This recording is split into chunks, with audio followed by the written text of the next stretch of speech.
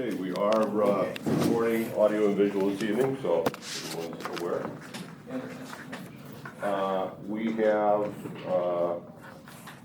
the minutes, but before we do that, if we can just go to our highway superintendent. You've made a advertisement and done interviews for your laborer position? Full-time laborer's position. Okay. I'd like you guys to meet Andrew Flagg. Austin Flag. Austin Flagg, sorry. I told you I was horrible. Hi, Austin. Nice to meet you. Good to meet you, Andrew. Out of it, he's already got his medical card. He signed up for the hoisting class before he even starts. So, And you're available on the 14th? 17. 17th, so 2 weeks from today. All right. Like, make a motion to approve? Austin, what was your last name? Flag. Flag? I had that. G. All right, I'll make a motion and full-time, part-time? Full-time laborer's position. Okay. I'll make a motion to approve Austin Flagg as our new full-time laborer for the highway department. Okay, I will second that. Any discussion? All right. All in favor? Aye. Would I? Have you seen Nicole yet? Yes. So you're all set on that? Or we checked all 9 yards? Okay. Good. All right. Welcome aboard. Thank you. Welcome. All right. Nice to meet you, Austin. Did you have a chance to look at the minutes? I did, I actually read them. Yep. Okay. Did not see anything. Good. To make a motion? You saw anything? Did you? I would just point out the top of page 2 for your.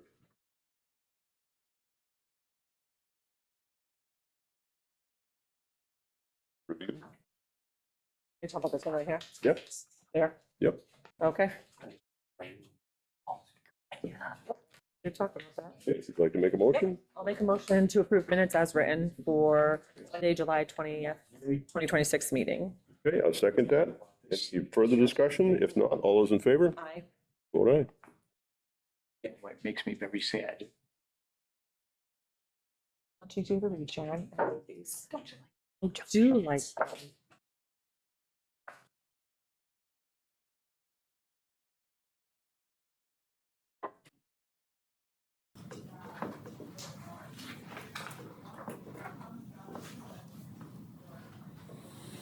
All right, we have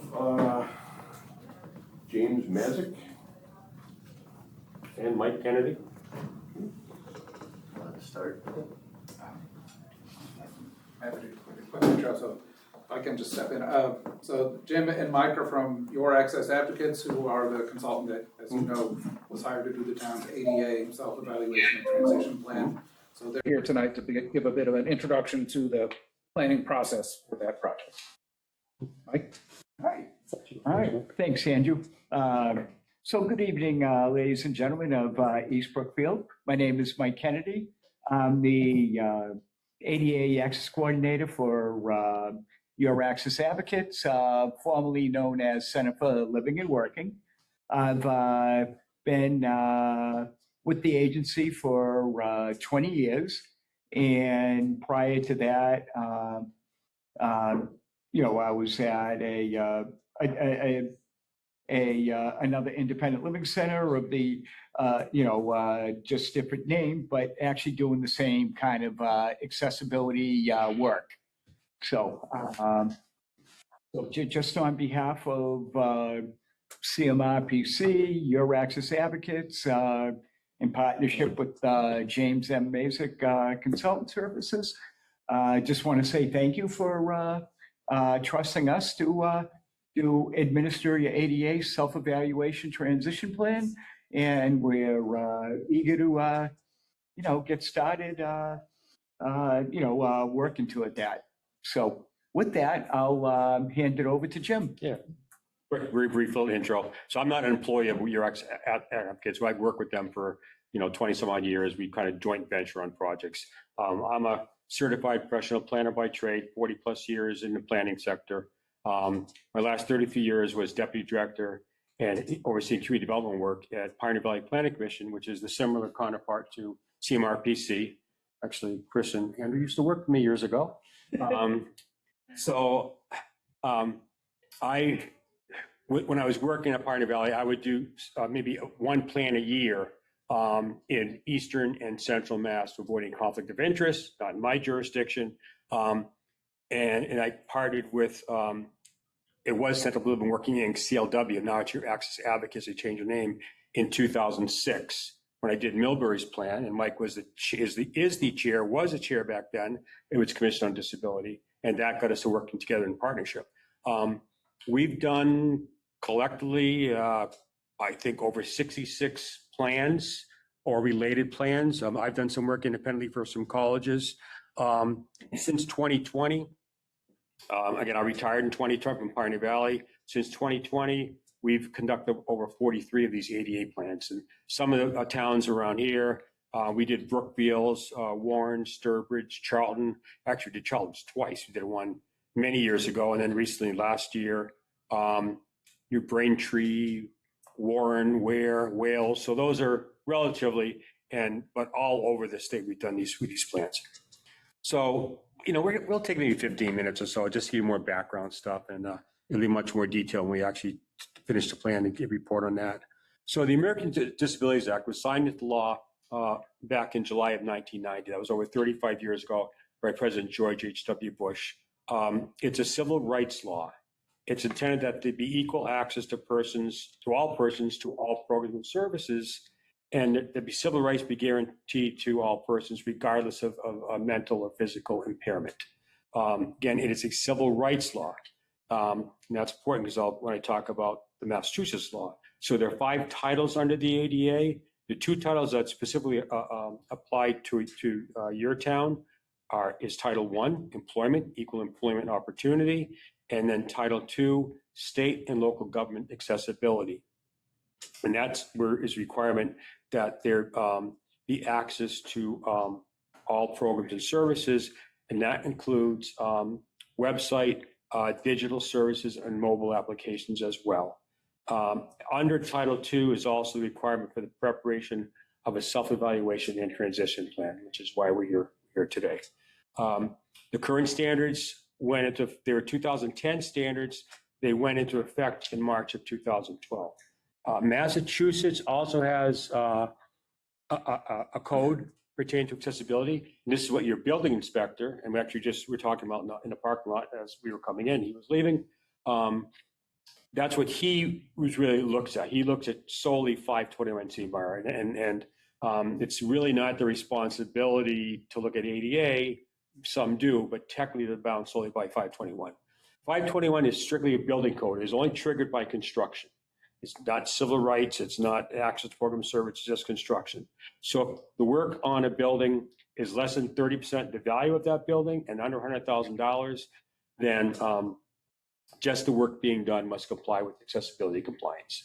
If the work is under 30%, over $100,000, then the work is being done, access into the building, bathrooms, a drinking fountain, and a couple of things must be brought into compliance. If the value of the work is more than 30% the value of the building, then the whole building must be brought into compliance. And what is under the law, under 521, it's a 3-year window. So if it's looked at, if you did work 2 years ago and this year, and then the work you do next year, that's looked at that 30% rule. So that's why it's important when you're doing stuff that's not, you don't want to have to trigger if you don't need to, and then spend an extra $1 million bringing everything into compliance.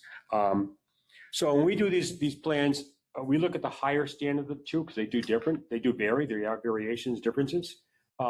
We also look at under the ADA if there are options, and also possibly of relocating a program or service versus altering a building or facility.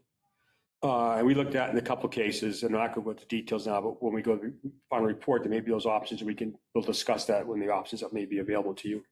The format of the plan that we do, we have 4 chapters, 4 sections. We have a front end, which is more of a reference guide, and it's a one-stop shopping center, we kind of call it. I'll get back to that in a second. We have a self-evaluation piece, which is policy, procedures, practice. Mike's going to talk about that a little bit. And then the transition plan itself, which is the actual individual facility assessments. And I'll talk about that after Mike's piece.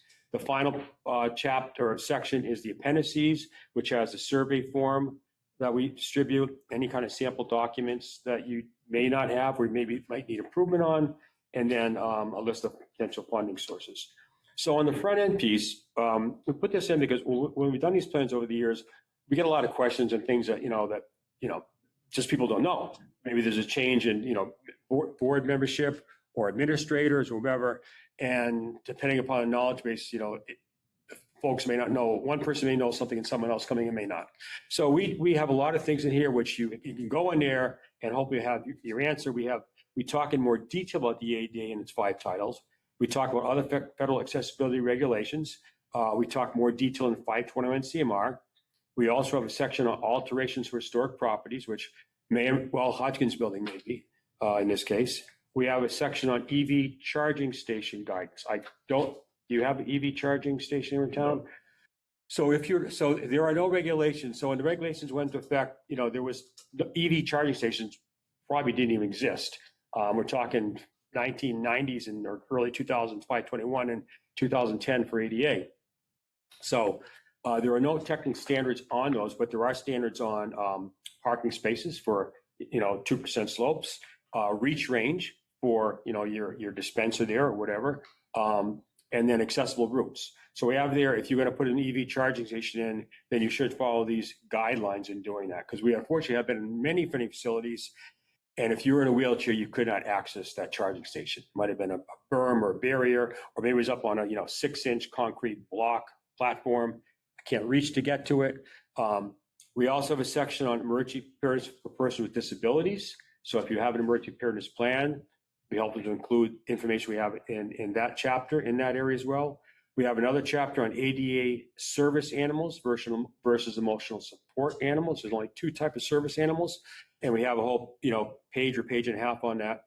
We have a section on ADA portable toilets. We have probably seen hundreds and hundreds of portable toilets. We've seen probably half of that amount of portable accessible toilets. Not a single one has been ADA compliant, because typically the dispensers are too high or they're over the grab bars, so they're up here and I'm on a wheelchair. I can't get to that dispenser, or there's not enough clearance. It has to be 42 inches on the side, 42 inches in front of the toilet. So I'm in a wheelchair, I can maneuver and actually do a transfer. A lot of them only have 32 inches or maybe 24 inches in front. It's billed as accessible, but it's not.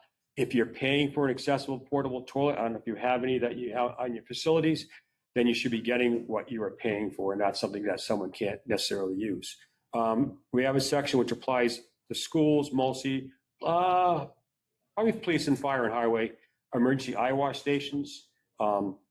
We also have another chapter on accessible routes of travel and playground materials. We give 8 or 9 different types of surfaces that you can apply for routes of travel, from the very standard asphalt and concrete, stone dust, to other ones which are a little more sophisticated.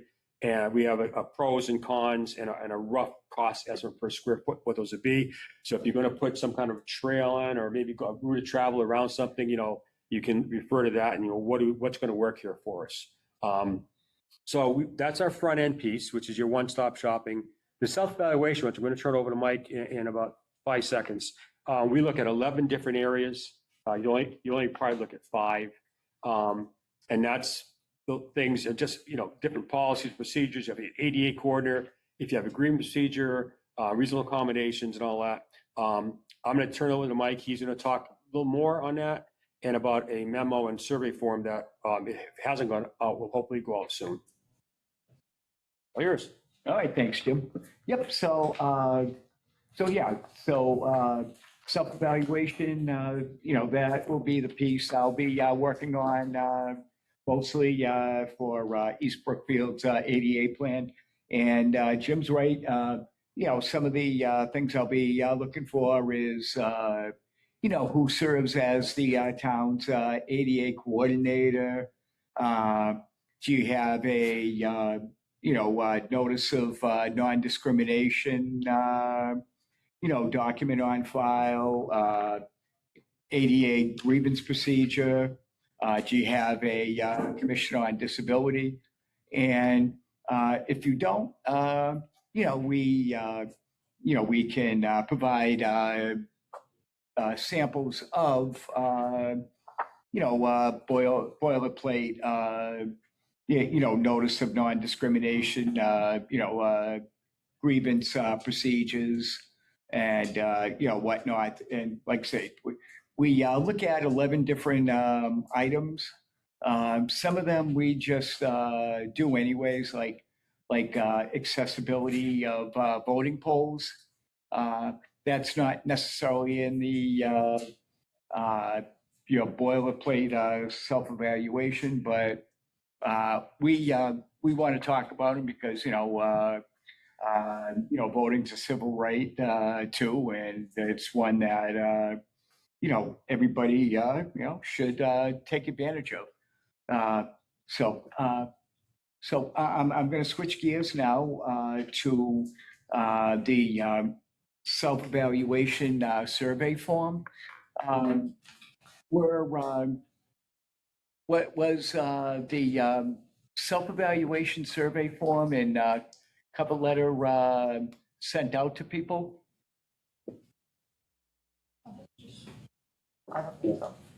Okay, Okay, well, we can resend it to Sharon, and then we ask to be sent to boards, commissions, department heads. yeah. And once, Okay. yeah, and once we get it to you, Sharon, if you could just, share it far and wide with, This is one you're referring to? and, Yes, yes. Yep, Yeah. that, yep, department heads and, the committee, commission chairs. So, there's like 4 pages of short answer questions. And on this survey form, and this survey form is actually in a Word fillable format. When you fill out these forms, probably just takes 10 minutes of your time. And, I just ask, please use the Word fillable form, save it, and then, send it to me. Because I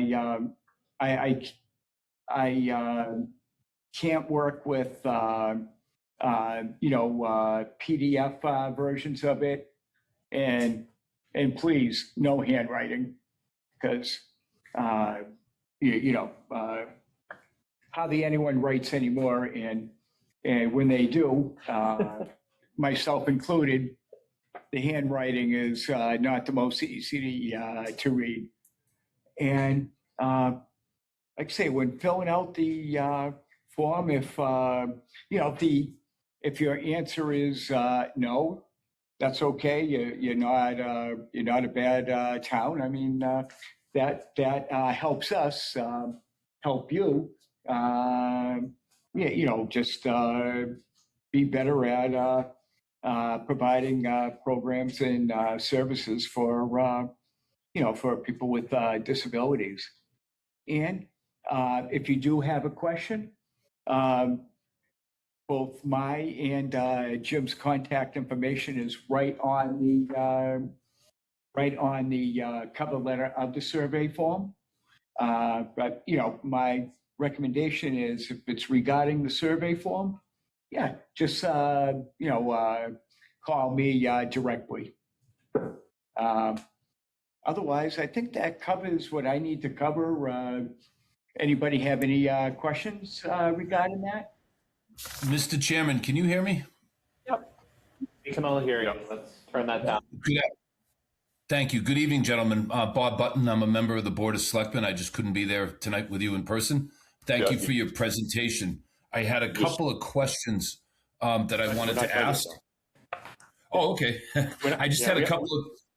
We have more to go on. You just scared the life out of like 10 people in the room. We had the volume loud, so. Sorry, guys.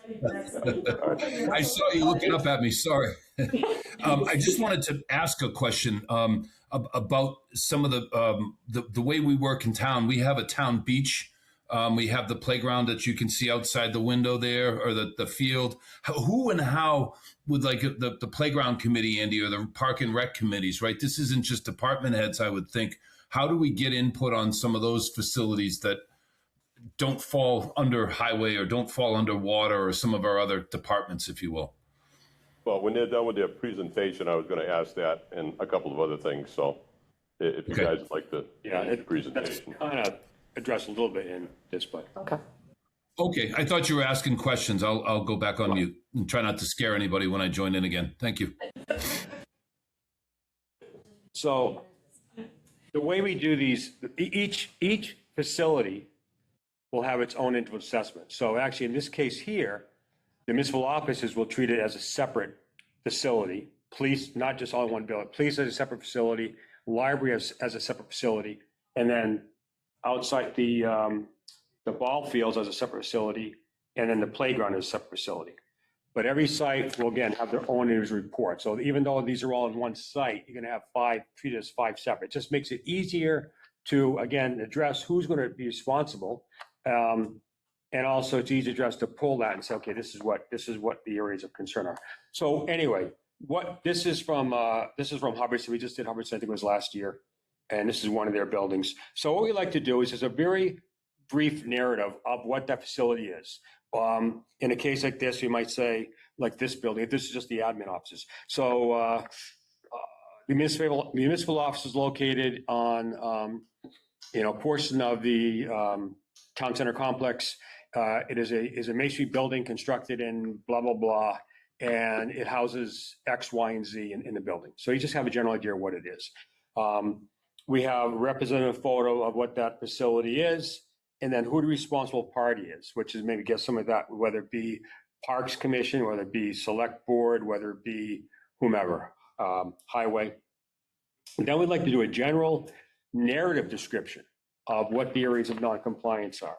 In this case, it wasn't that much, maybe about a page in total, because it's easier for you as a select board just to quickly read through, and then you kind of get a feel, oh, these are the things that are wrong, as opposed to getting into deepness of the weeds, which is the next thing that we have that follows. And that is, we have a table format set up, and we identify specifically what the area of noncompliance, and I'll go over one as an example. We cite specifically the federal code under ADA, the 521 on CMR code. So you can actually go online and go type in, 703.7 or 41.1.3, and you're going to get exactly what you can see what it is. And then we have very specifically the action needs to be taken to address that area of noncompliance. We have a priority, a feasibility, and time frame. We explain these in the document in terms of, what these are, and then a rough cost estimate. And I say rough because things sometimes they're a little difficult to gauge, but some things we can pretty much accurately do. And some things it's like, well, depending on what you get the contract, it should run this much, or and that sort of thing. So one quick example. This was the exterior stairs. This is the access into this is the Slade building. This is the senior center in Hubbardston. So the exterior stairs, and we also have representative photos. So I have in here what I'm going to talk to you in a second, a representative photo of what this is.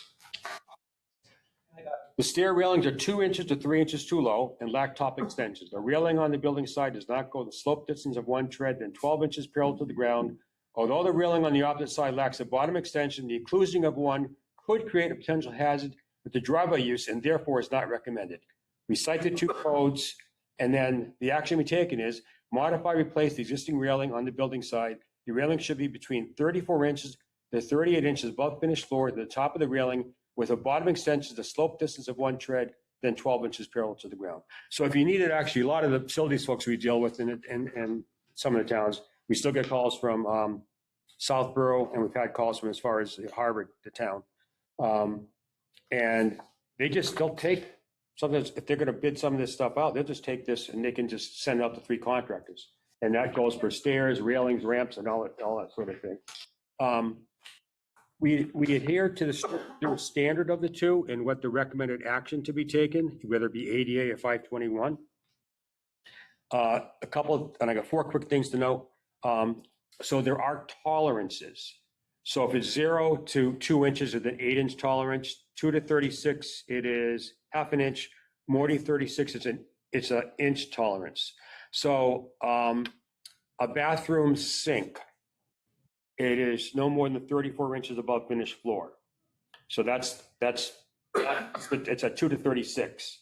So if it's 34 and a half inches, it's in that 1/2 inch tolerance, which is acceptable. So we're not going to write up as that's not being compliant. But if it's 35 inches, now it's too high. We'd have to write out that it needs to be modified to 34 inches. Tolerances do not apply to a range of dimensions. So on a grab bar in a bathroom for an adult, it should be 33 inches to 36 inches above finished floor to the top of the gripping surface. That's your tolerance, 33 to 36. So technically, if it's 32 3/4 inches or 36 1/2 inches, we have to note that it's, too high or too low. It's not within tolerance. The same thing goes for a range of dimensions. Slopes. So if you have a ramp, the maximum slope of a ramp is 8.3%. So technically, if you're 8.4%, you're not in compliance. However, common sense, in most cases, if you were to redo that whole ramp, the benefit gained versus the cost to redo that doesn't make sense. So we typically will recommend, unless the ramp itself is in deplorable condition, that if you're required to seek a variance to retain your existing ramp, because the cost to replace that to gain the 0.1%, difference is an undue burden and not reasonable. So we use common sense when we do these plans. So employee workspaces, 521 CMR does not govern those, but ADA does. So if there is a staff sink or work area, we have to look and apply the standards under ADA for those. And the final note is schools. So there are two standards. The ADA standards and the 528 standards differ. ADA is according to age. 521 is according to grade. We use grade just as it makes more sense to refer to things as grade. But the standards vary a little bit between the two, state and fed. And also the standards vary for pre-K, K to 3, 4 to 6, and 7 to 12. So we often have to look at in terms of what's the user of that particular, as well as it applies to bathrooms and reach range. What's the user of this particular bathroom? Is it primarily pre-K? Then we look at pre-K. Is it a hallway that has grades K through 5, or K through 4? What's the common denominator? Common denominator is probably K through 3, but there's an overlap standard. We can apply both. So we recommend we look at the two standards, and sometimes you come with a common denominator that would serve the whole two age groups, all the way from K through 6. So we have a very detailed section in our report in the schools that talks about that. But that's, what we apply it. So something that the change would affect all grade levels. So that's essentially it. We have, thanks to Sharon, contact information for all your different department heads, including the schools. And we're probably going to contact them first because we want to get them before school is in session, because we have to go in the bathrooms, if there's locker rooms, every single facility. We're taking photos, and we don't want the children in the building while we're doing that. So we'll probably be hitting up schools, contact, or hopefully get in there sometime next week and start so we can be done when school is in session. So just to elaborate on what Mr. Button was saying, the property that is in North Brookfield, owned by East Brookfield, that's on your list of yeah, you had the beach. the town beach Correct, yeah. area.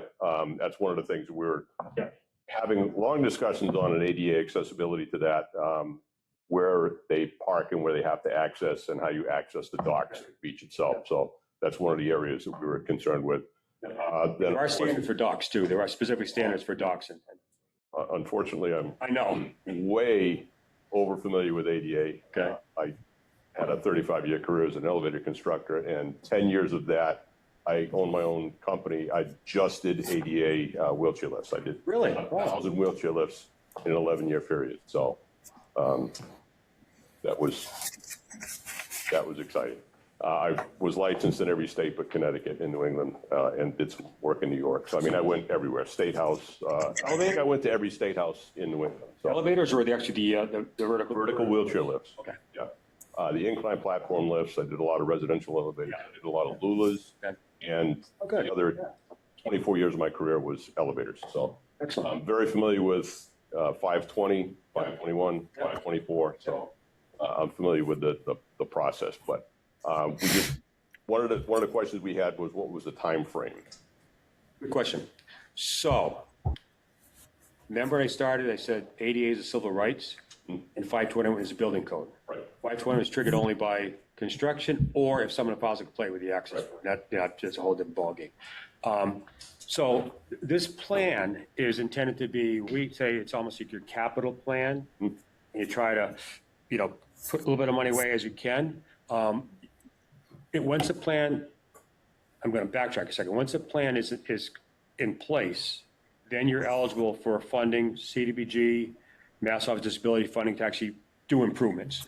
But that plan must be completed first. We have the three plans. We have the ADA compliant, we have the facilities, and we have our the infrastructure, right? So we have all three plans that we have to have done before we're eligible for the block grant. So we're kind of, The timeline of the grant expires.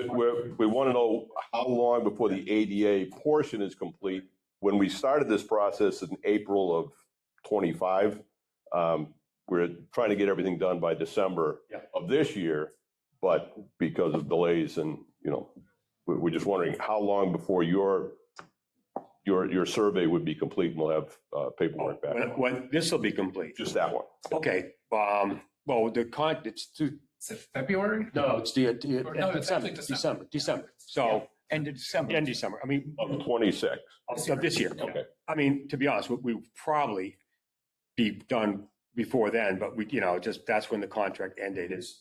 I mean, we typically do 4 or 5 of these in a 6 months period. So and they're big, but we have another potential one. So, but anyway, they'll be done definitely by 12/31 in advance of that. What the ADA looks at, it's not, once you have the plan in place, ADA doesn't look at saying, well, now you have to do this right away. It's basically, there's no specific time frame, but it's as the local jurisdiction has the funds available to do changes over time. This gives you protection under the ADA, Department of Justice. And they say this plan, you've recognized things, you're trying to move forward, you're not ignoring it. So if a complaint is filed on the federal side, you can say, no, listen, we've got it, we know it. And we're chipping away a little bit at a time. We don't have, and it's better than there that it's as the resources are available to do it. The key thing is make available resources through Andrew and Chris for CDBG, or the Mass Office of Disability has an annual funding application, not only for plans, but for construction. And I think it's up to $250 for construction improvements. So you've got a couple of sources that you can go after, and they're grants. They're not, Right. But we have to get the study done first. have to get study done first. We're doing the study. That's the first part. We're concerned with the time frame because when we first started this process, the time frames have kind of grown a little bit. So this time frame, you can meet the original goal. Yeah, we'll no doubt we'll have a done in time. Without a doubt. And if I can add, the plan will also, when we identify a, obstacle that affects accessibility, we, have like the feasibility, the, level of difficulty. So, installing a elevator in a municipal building is obviously something that will take time, but there's going to be a lot of what we refer to as low-hanging fruit. Yeah, like there's a protruding object that Jim will talk about when we do the final plan presentation. One way to remedy that is, put a plant, a plant underneath it. That way it's cane detectable. So just easy stuff like that. The little automatic door opener button. If it's not working, more likely than not, it's battery operated, just change the battery. Yeah. You're able to do the easy stuff first. Andy, Mr. Chairman, Yep. I had a question on the school. We're doing an evaluation of the school because the town of East Brookfield owns the building and the property. Is that the thought here versus the East Brookfield School District? Because we'd ultimately have to make upgrades. Is that the reason we're doing the school Correct. property? I'm asking a question. The way that the law is written is we own the building regardless of who uses it.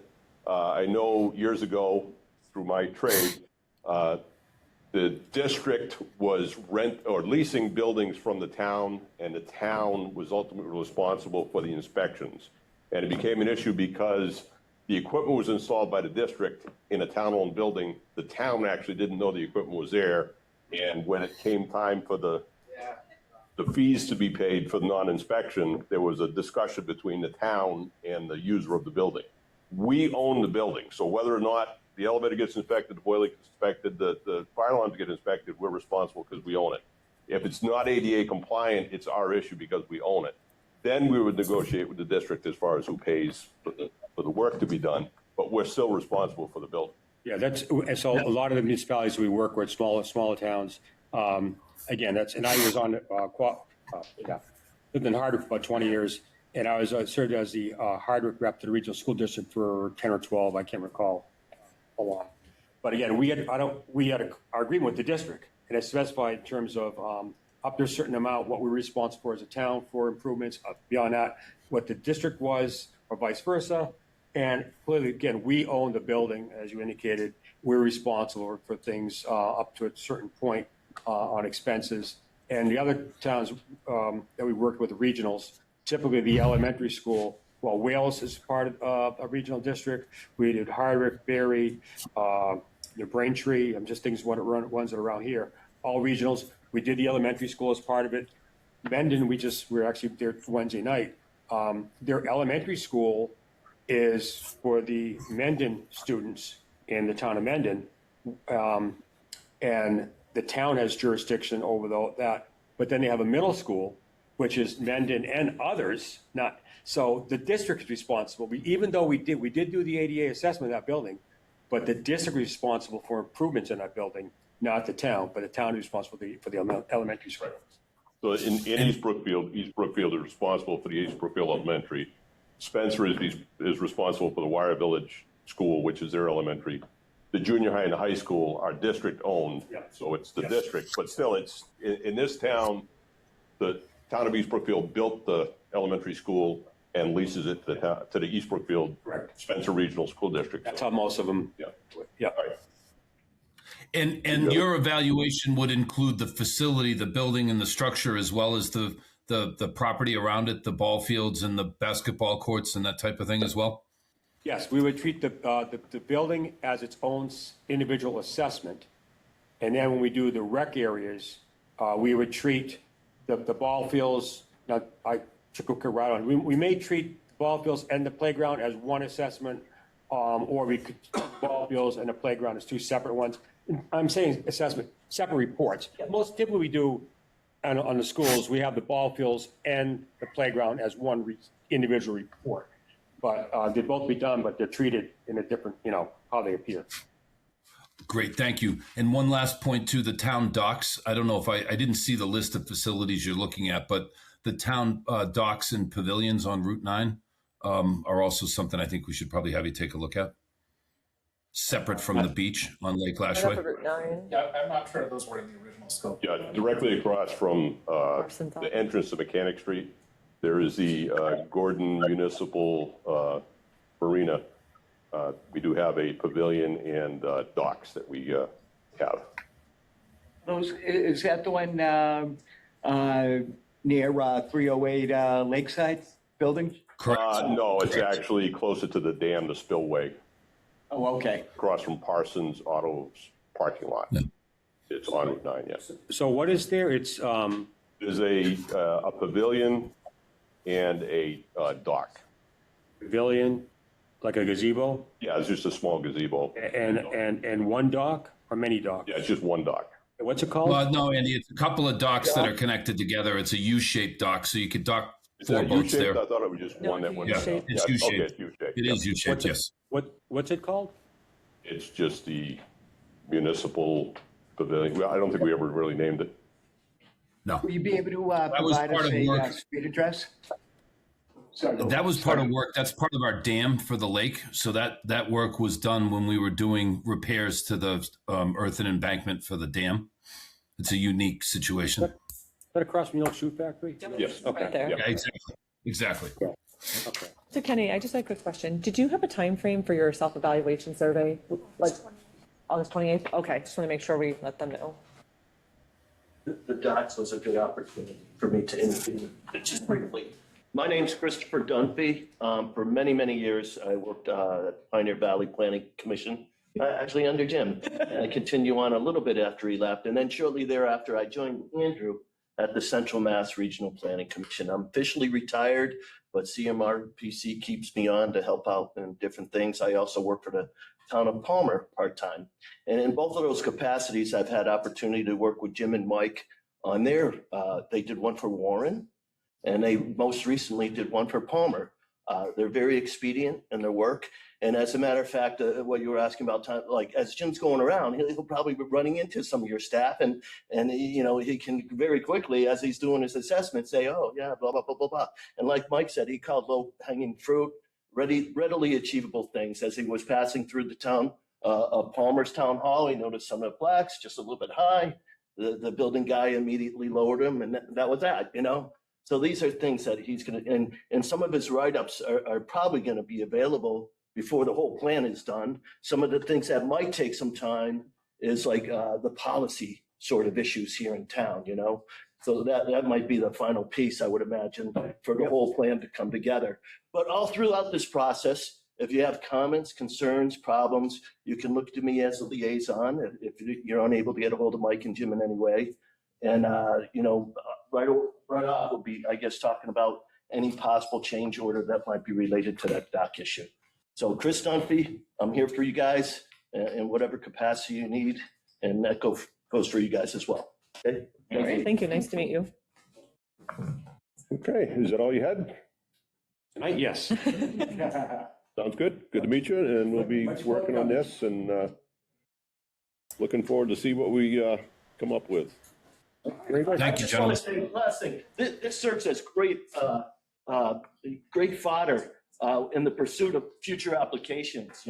And Jim's write-up and Mike's write-up, they write it very succinctly, very neat, very orderly, and very easily to extract that information to actually put into a grant application. We had Jim do a quick assessment of some sidewalks and necessary curb cuts and ramps in a particular section of Palmer. I'm going to be able to take that right out of his write-up, plunk it into a grant that's a very understandable, plain, concise manner. And As we get these studies done, they need to be renewed. Is this a 5-year study? So we Good question. refer back to this over 5 years, or is it a 7 or a 10?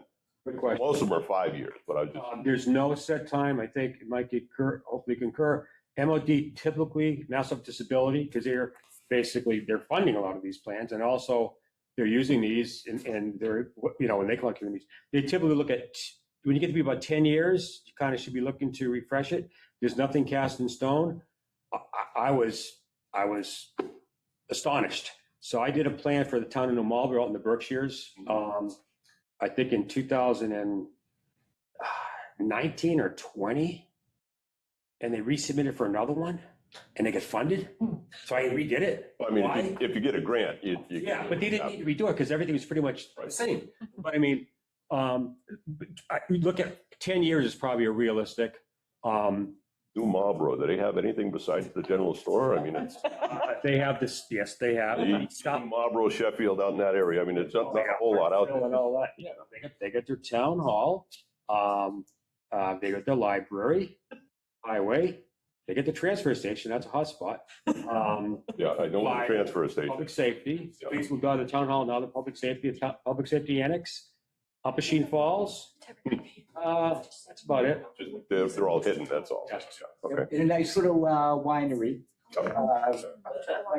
My wife met them at the Big E. They were one of the one of the wineries that was there at the. Well, thank you. We look forward to talking to you again. And Likewise. next up, we have Mr. Lowe with the off-main plan. Thank you.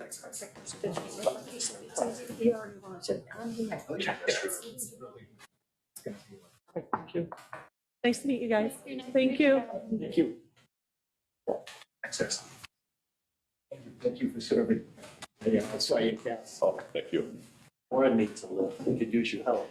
No, retired. I'm retired. That's it. Contract, maybe. All right, thank you, everybody. And as you know, I had sent a draft RFQ for the off-main infrastructure plan over about 10 days ago. And I just wanted to confirm if you've had a chance to look through that. If you have any questions or suggested edits, now's the time. And once we get through those, Is this the like to be authorized. 57-page thing we got here? This is, I think, Draft letter. yeah, I mean, It's only 15 pages, Andy, and it's very complete. And thank you, Andrew, for pulling that together. It's got a lot of information. Thank you. great. And as I said, I'm happy to answer any questions, or if you have comments, that's great as well. And once this is, meets your expectations, I'd like to be authorized to put it out on the street and get the advertising in order. So it's this, the whole 30 pages right here, right? There's a 15-page and No, another it is- 15-page? It's 15 pages, and then there is a model contract, which I may have forwarded as well. 15 and 15. Just checking to make sure I got the right one. All right. 15 and 11 pages for the contract, the agreement by and between the town of East Brookfield and whatever company. That's Yeah, the blank and you'll- document, Andrew? You'll see the model contract is actually exactly the same as the facilities This one, I know. contract, which you have reviewed previously. Great. Yep. Thank you. So you have not put this out yet? This is the I request? thought I wanted to make sure that you were all okay with it before I. Did you have a chance to look through that, Bob? I did, Andy. I think it's good. It's got requirements. We'll have, similar to what we did when we ranked the firms for the water work that we did, there's a review criteria and you evaluate the firms and we pick the best firm for the town. So I think Got the way all it's those- set up is good. All the wherefores and everything that we need? I'm not an attorney, but it looks like it's pretty complete, Andy.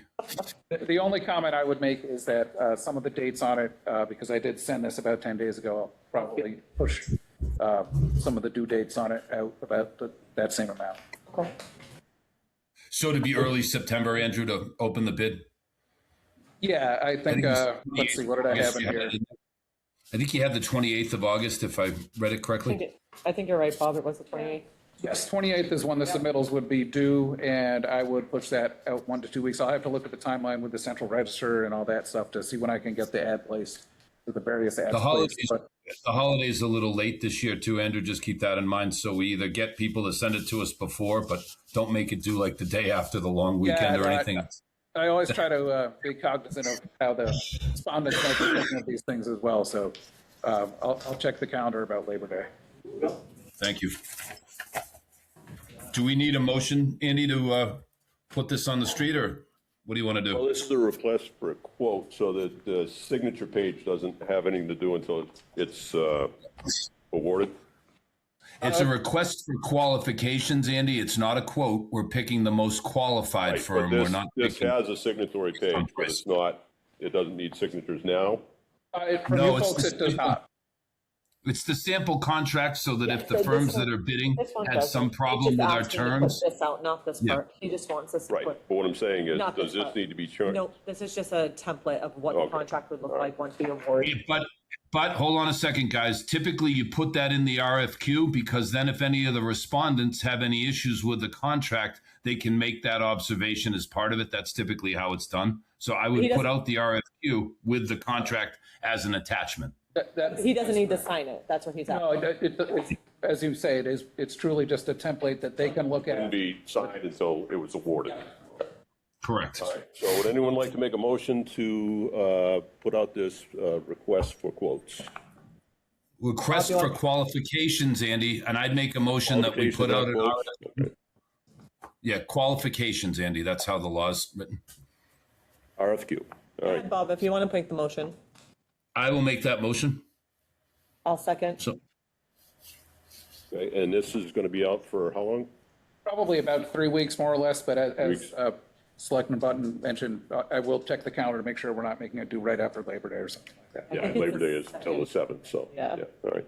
All right, so we have a motion, and you seconded that? Yep. Is there any further discussion? If not, all those in favor? Aye. Aye, Robert Button. Aye. Okay. Did you have anything else? That's all I have, unless you had other questions. Okay, so this one is for the, Infrastructure. This is the, Infrastructure? it's calling the off-Main infrastructure plan, so it'll be looking at a lot of the side streets off of Main Street, but not what's on the Main Street. status of the facility study? The facility study is on the street right now. The proposals will be due on August 14th. August 14th, okay. I have sent out, I can see this small in the font, 38 copies of the RFQ. So I hope we Wow. don't get 38 proposals. I don't think we will, but in any case, we'll have some. That's a reading to pretty do. big number, Andrew. Do you typically get that many responses for something, for a plan like that? That's a big number. You know, it's not uncommon to get 25 to 30. 38 is kind of a big number. Some of them are, marketing aggregating firms that are just republishing the RFQ, so they aren't real bidders. But, I'd be pleased if we get, in the order of 5 sets of responses to review, something like that, or, even 3 is good. If you get too many, sometimes it's a hard slog to read through everything, but I'm optimistic we'll get some good ones. All right, thank you. Thank you. Thank you. Mike, did you have some bid openings? We're gonna need you to come up to the table. If you would like to. Thank you.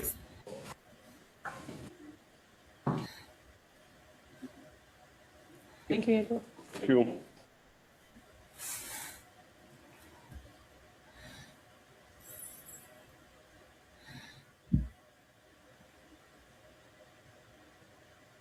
First, the bid opening was for Mechanic Street and Pleasant Street.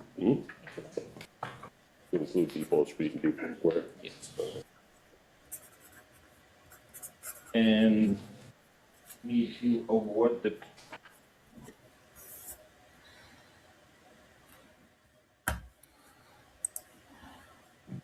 award the contract to M&L Rilo and Son. They came in as low bidder at just over 400,000.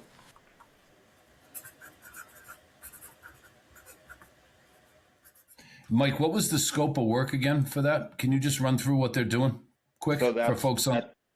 That's all new sidewalks from the start of Route 9 all the way up past the senior center, all the way through Depot Square. It'll be all new granite,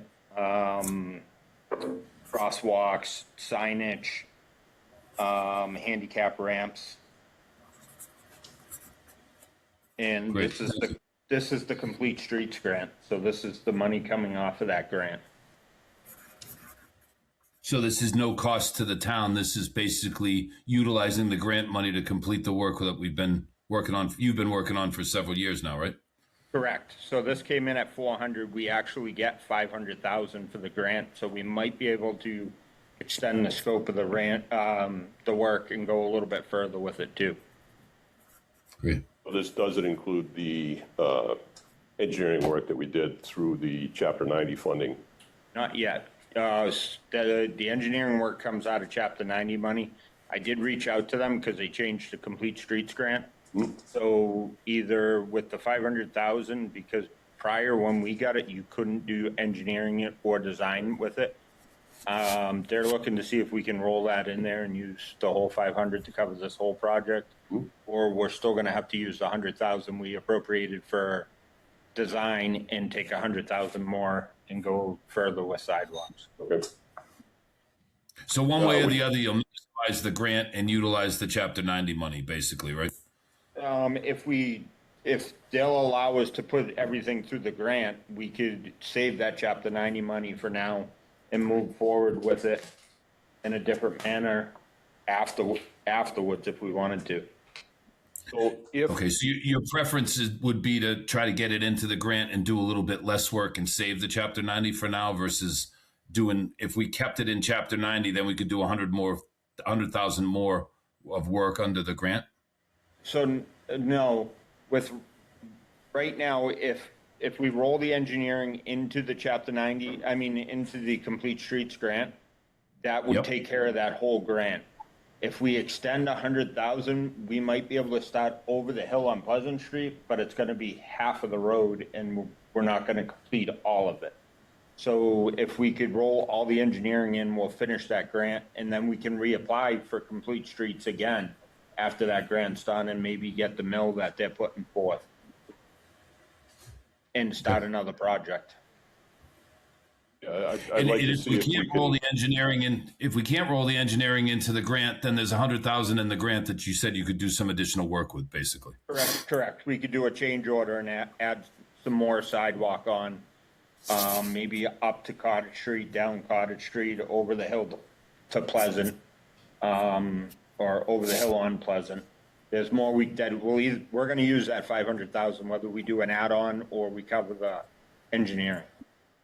Great. okay, so Thanks. right now, we need to accept the bid and award the bid. Yes. And if you could get the nuts and bolts of whether or not we can roll that engineering work to complete this part of the project and pay for the engineering, and then just not have the 100,000 for the engineering work come out of our Chapter 90 to extend our Chapter 90. If that is not possible, then what additional work can we do? Can we go from the bridge all the way to Route 9, or would we be better to go up Pleasant Street? But then there's some drainage issues. I know there's a culvert right in the corner. I mean, before we get too deep into that, if you just get back to us on that. So, would anyone like to make a motion to award the bid to ML Pardelow and Son Paving? So moved? Second. Okay, we have a motion and a second. Is there any further discussion? That's basic. If not, all those in favor? Aye. Aye. I vote aye. Hey, Mike, would you give Sharon a copy of those bid results for me too? I'll try to pick them up tomorrow or the next day at Town Hall. Thank you, Put it Sharon. in your mailbox. Thank you, sir.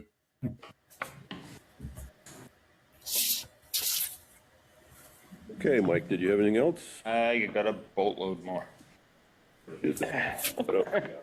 So the next thing is the surveying for Young Road.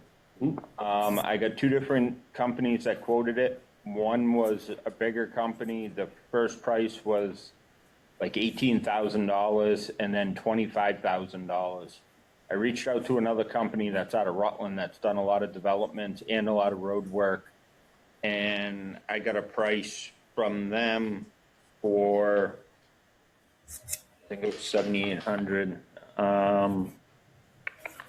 $7,500 to research, do all the deed plots, and mark the road for us.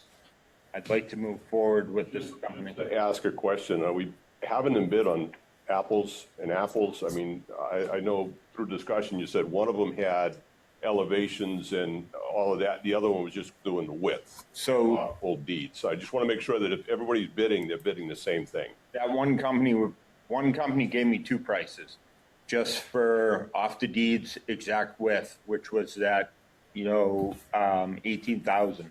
And then they gave the real big plan you could go to and have a map, GPS, and everything for the 25,000. This guy's doing the exact same as the 18 for 75. So he's basically helping you lay out the limits of the work you want to do out there and make sure we're staying on town property is effectively. We're not trying to create a plan and get topo or do a design from it. You just want to make sure you're staying on town property, basically, right, Mike? We need to know the end, Young Road, exactly where the property is, because there's no maps for Young Road at this point in time. So we don't know how wide we can go or what the width is on the end of it, whether we can put a turnaround, a T to be able to turn trucks around on that dead end road. So yes, he's just doing a survey so we know exactly that we're staying on town property. It's one of those old roads. At one point in time, there was actually a way to cross the tracks, and you could drive down the side of the tracks, you know, so I mean, where exactly does the road end is the question, And which we've asked about Cove Street and Draper and, you know, a bunch of the other dead-end streets. There is a point where it ends. We just want to know exactly where that is, so. with this one here, we need to, so we can do the turnaround if we're gonna repave it. Yep. If we're starting at 20 feet in the beginning, we should be going 20 feet the whole way, not shrinking down to 12 feet. And Mike, there's no drainage issues or ponding problems or anything like that you guys have out there that you can't fix in the field? You don't need the topo for anything or the utilities for anything? Nope, everything that, any issues that are on that road right now can already be tied into pre-existing basins and drainage that we already have. Great. Okay. So the $7,800, would that be out of chapter 90 or would that be out of maintenance of town roads? This is out of chapter 90. It was already figured in there when we brought that original Okay. with the chapter Do 90. you need us to accept the quote or are you just going to go forward with it? Just wanted you guys' blessing. I was gonna go forward with this company. I just wanted to run it by you guys first. So Mike, you what- said 7,500 too, not 78, correct? 75, yes. Okay. 75. There is one stipulation on the bottom of it. You know, if he's gotta do a couple meetings or, this doesn't include a meeting or client to pay all local and state fees, if there's any state fees. So it could go up a little bit, but, so if he's gotta pull any state paperwork or fees, that would go up just a hair. So if we sign a contract with him for 7,500 and he spends over that, we need to do an amendment to that contract, right? Or we just sign one for 7,800 to cover that cost and he bills us less? Is it lump sum or is it unit prices? How are we doing that? Because if we sign it for one number, you can't just change the number without doing some more paperwork for it.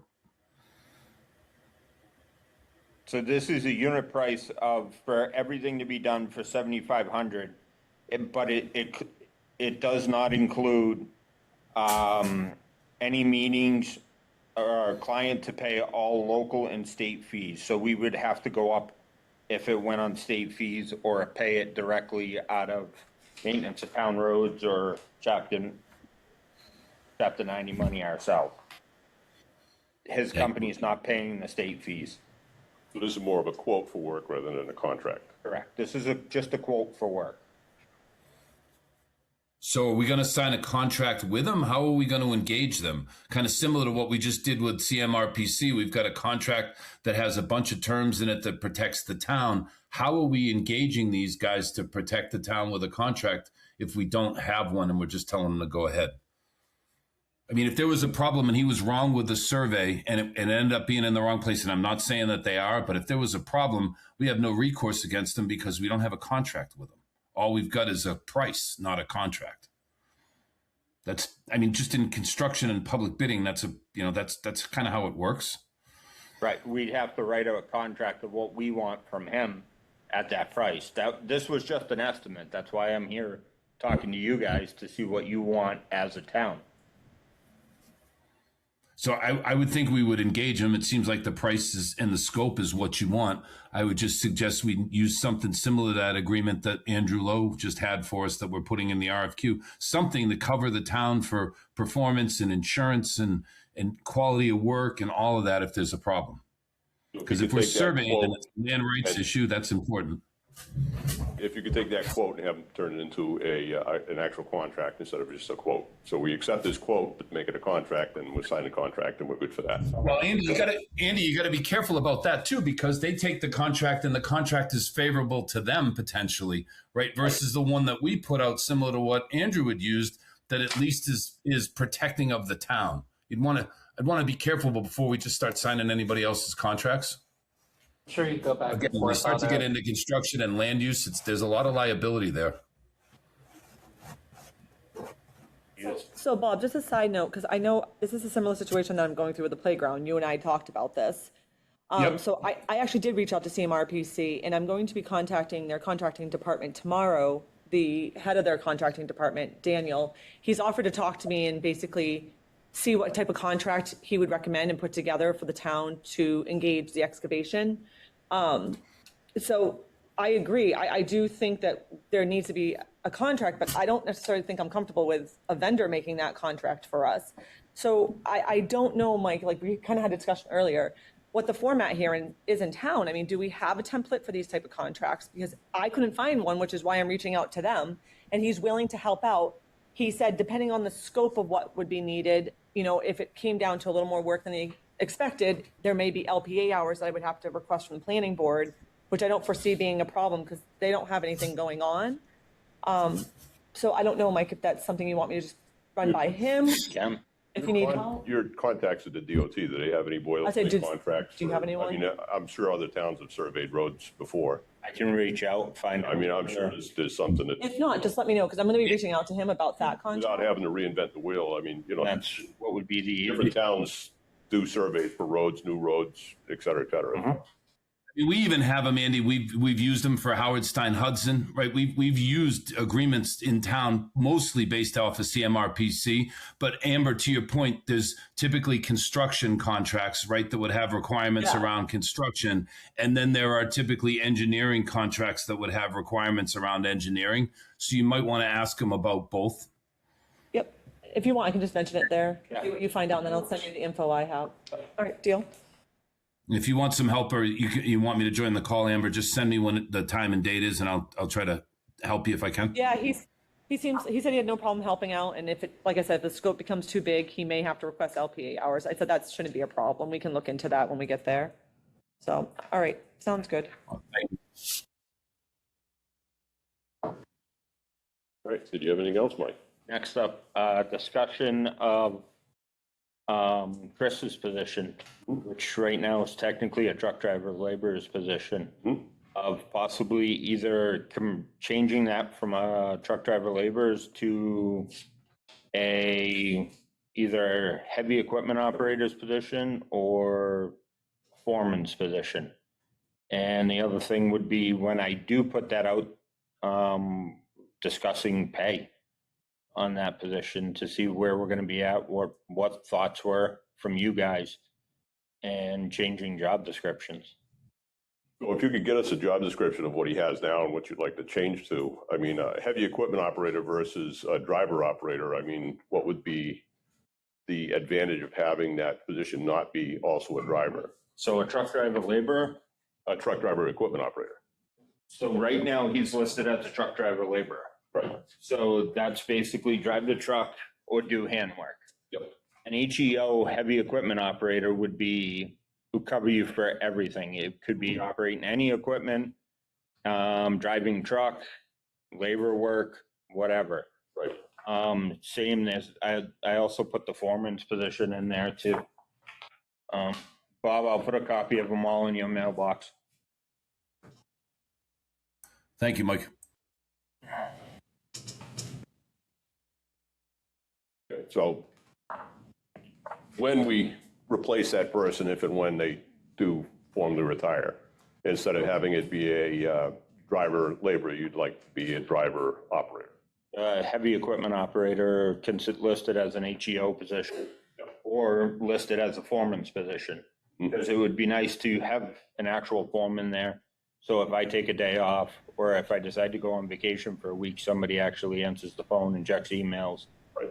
And does all that stuff when we're not Mike, there. would the foreman be an operator too? Be a heavy equipment operator, truck driver? We just include foreman as a third qualification, if you will. Is that your thought?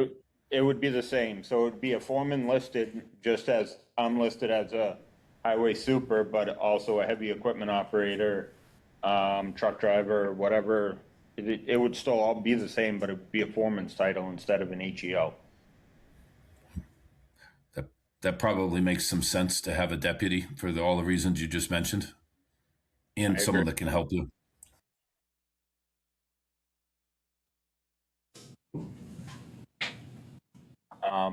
Pay scale right now, local towns are starting truck driver laborers out at 30 plus an hour. Our position right now is under that. If we move up to a heavy equipment operator or foreman, you're going to be over that $30 an hour mark. It's what you guys are looking at, plus when this goes out, the first question everybody's gonna ask is, what's the pay scale? Right. But right now, it's already been through the budget process and it's on the tax rate. So we can't Correct. raise the amount without having action taken at town meeting. So right now, that's what's available because that's the funding that's available until other action is taken. Andy, that's available. Is it specific down to the rate for that particular position, or just the salary total within Mike's department is there and we can't change that? Right, the salary's already been voted at town meeting, so if the salary's already, or the wage has already been determined, so there's a wage that's been determined already, and a salary that's been determined already, and then there's a clerical wage that's been determined already. So to raise that would have to be done at a town meeting. We have to, But it's not an hourly rate, Andy. It's a total amount that gets paid to that position on an annual basis. So if Mike didn't spend dollars on it, in theory, we could change. I don't think our budgets are specific hourly rates for every employee in town. It's They're just a not. total. Right, but the total is already there. If the other three positions are taking away from the wage, there's only so much left. correct. No, So but at- say that person retires and it's a month before we get somebody on board. There's a month of salary that wasn't used that in theory is available to help with that rate adjustment if we had to make it mid-year, depending on when it happens. But Right? then you have to make the adjustment the following year. Yes. Correct. Yes. It'd be more of like a sign-on bonus until Well, you can make that adjustment. right, but I mean, all wages, all salaries are subject to the town meeting Yeah, I'm vote. saying if there was if there was a bank of money sitting there, do you increase the rate or do you just use it like a bonus to sign on until you can make that change? If there is a period of time where you're not paying anybody, because we're still paying. Until that person retires. In this position, if he retires in October, it's gonna be close to November, could be, November, December. We're gonna be right into the middle of, or beginning of winter and trying to get somebody to run a truck. So these are discussions we need to have now. So when I put everything out, we're ready to go.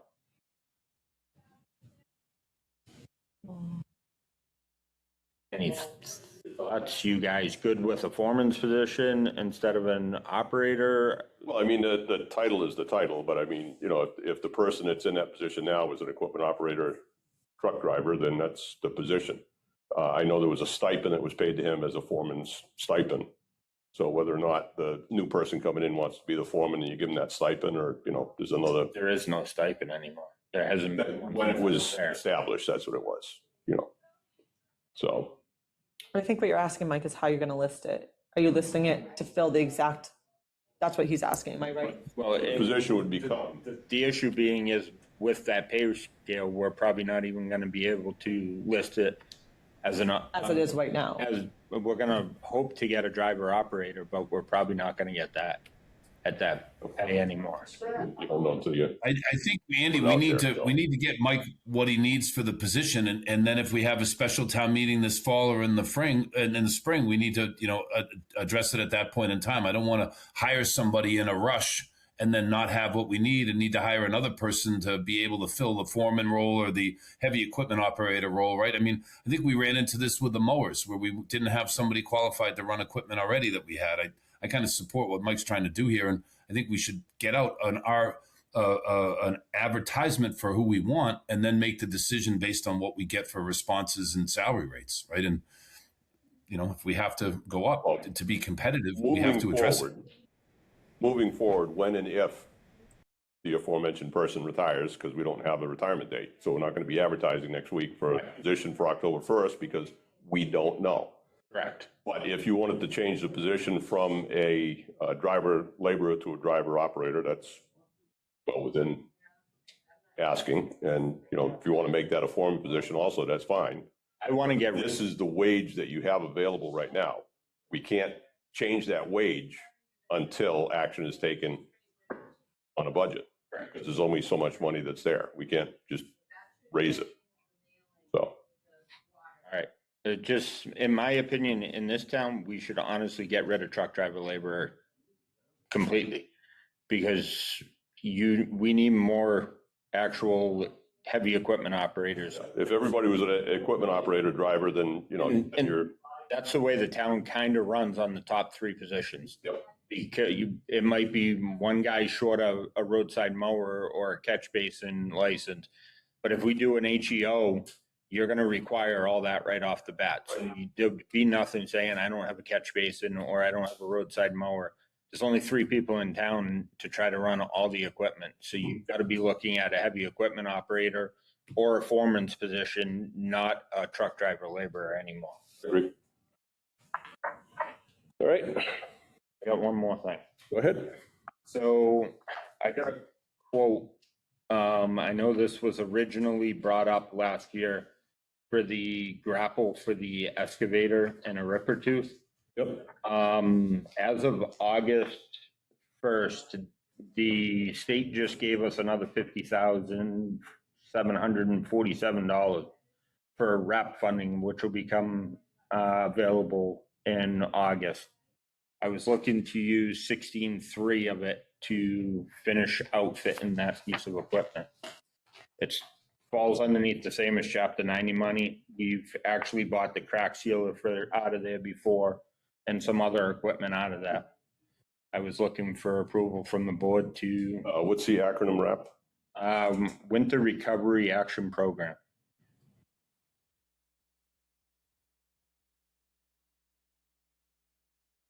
And that's the only. So, piece Mike, of this is equipment you'd be basically looking for? extra money that. Sorry, Andy. Is there another piece of equipment you'd be looking for, or Nope, just those 2 to finish up everything on the excavator. those 2? Yes, a grapple and a ripper tooth. Oh, the ripper tooth, okay, yeah. Yeah, the fang. Yep. We were discussing that last year when they were ripping up frost, and just with a regular backhoe bucket, they just rip it, and just those single fang is the way to go about it. Rips through it. You don't necessarily need to use a hammer Yep. with something like that. And those 2 pieces together are, 16.3, and you have how much available? $50,730. What would happen to the other? We'd look at spending it, whether it be crack sealing or gold patch, or maybe some of the sealing over the mastic, like we did up by Pleasant and Cottage. Different products. We'll use it all, but If you don't have to buy equipment, you can buy product also. yep, correct. Do you have to use it by a certain date, Mike? We'll have to use it by next year, before the new one By the comes end of out. this fiscal year? Yeah, it's not Chapter 90. It doesn't roll over. So we have to spend it then. That's important to know. Otherwise, it's not. It goes back to the state, or we don't get it in the first place. Or we'll get cut next year on it. They'll only give us, half of what they gave us. Use it or lose it. Yep. Okay. Would anyone like to make a motion to have them go forward with those two? Those 2 pieces are on the state bid list? Correct. So moved, Andy? Second. Okay, we have a motion and a second to move forward with the RAP funding for a grapple and a fang for the excavator. For tooth. Ripper tooth, okay. Any further discussion? If not, all those in favor? Aye. Aye. Robert Button. Vote aye. Okay. That's it, Mike? I'm done. Thank you, Mike. Thank you. Thanks, Mike. All right. You're for Toys for Joy? No. What were you here for? I'm Mark Henry from the water. Water, okay. And we have a plethora of people from the East Brookfield Baptist Church. And then, yeah, we have the other discussion. Okay. Seeing as you're all here, welcome. Would you like me to do an introduction? Go ahead for everybody else. Selectmen, we're from East Brookfield Baptist Church. We have Judy Blodgett, Janice Weigel, Sandy Spaney, and Les Silliman. My name's Ken Morrison. And Janice is our selected spokesperson. So, There's 2 in Chelsea. oh, I'm sorry. No, don't. Hi, Carrie. Hi, Tanya. Yes, Tanya Stonehouse and Carrie. Jason, you want him up here? I'm sorry. I mean, if they're gonna give a speech, yeah. Are you going to talk a lot or very little? Very little. Okay. Okay. We're on YouTube now. We've joined the 1990s. We decided to go to YouTube. We're audio and visual, and it's available on YouTube tomorrow. One of the issues that we have with our AV tech is when we have a lot of discussion back and forth, if your voice isn't picked up by the microphones, he has to go through second by second, turn the volume way up so you can hear the person in the crowd, and then turn the volume right back down, as you heard with Mr. Button when he first interjected. For his time, if you have a lot to say, just come up and stand next to one of the little hockey pucks. So, I think, Andy, if we are going to have someone speaking as the spokesperson, we probably should just to get them on TV too, so folks can see who it is. And you know, I would think we should ask someone to come up and just be there to speak. Yeah, I don't know. I have a face for radio, so I'm on Right over there. film all the time. So, you have property that's on Route 9 that is in a very advantageous position for the municipal use, and you have it available or will be available at some point in time. Is that your contention? That's what we're here to discuss. We're Okay. more interested in your timetable, which determines our future planning. So, yeah. So looking at the 50-year outlook, you know, at some point in time in the next millennium, we're going to be putting in some type of public safety complex. You know, it's nothing that's even in the planning stages yet. It's something that's needed. And if we were ever to do such a thing, that would be the perfect spot. Right. As far as our time frame and our funding, $4 on me. I don't know what you got. We have, in the past, those of us from town know that we had a plan 30 years ago where part of the open space plan was we were going to have a fee put on all real estate transactions that was going to put some funding into a future development where we would have a certain amount of money from each transaction that would be able to purchase properties. That plan never moved forward. We never put any money aside for that. So obviously, depending on what the funding would be, we have a multitude of things we could look at. There's grants that are available. There's capital asset grants that we could look at. So looking at your time frame, whether it's something that, you know, there's some major work that needs to be done in the next 3 to 5 years and you don't want to do the work, or if you want to have capital that's available to you in the next 3 to 5 years, that's probably would be reasonable for us.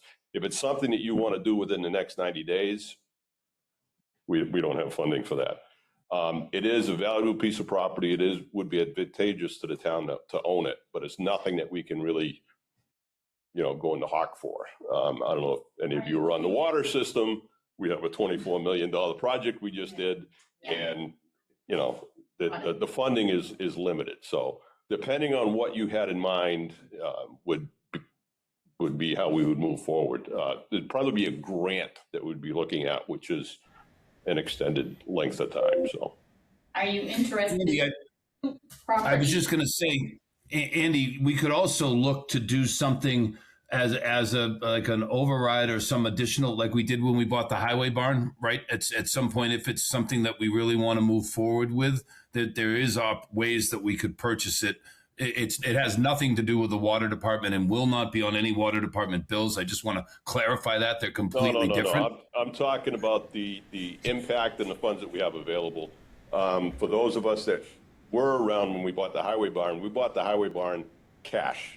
We got a loan for it and we paid for it from the tax rate. That was not an override and it was not a debt exclusion. The municipal town complex, when we renovated it, that was a debt exclusion.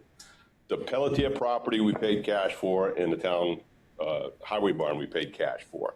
I believe we also paid cash for the school property, and then the actual school was put on a debt exclusion. But, you know, there's different funding sources that we have. Grants would be the best one. But so the piece of property that is the Harrington Center, that ends at the edge of the building, and the parsonage goes with the rest of the frontage. Is that correct? Is that how those two properties are laid out? Approximately, yes.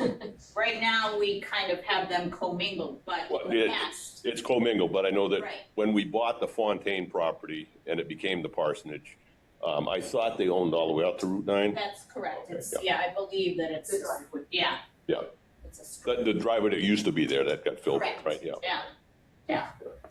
So you would be interested in all of it? Oh, yeah, absolutely, everything, yeah.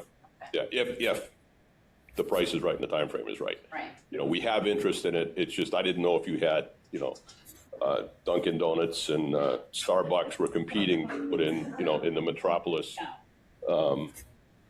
So, but we're definitely interested. Yes. It's an advantageous piece of property for the town, whatever we decide to do with it. I mean, it's right there, right in town.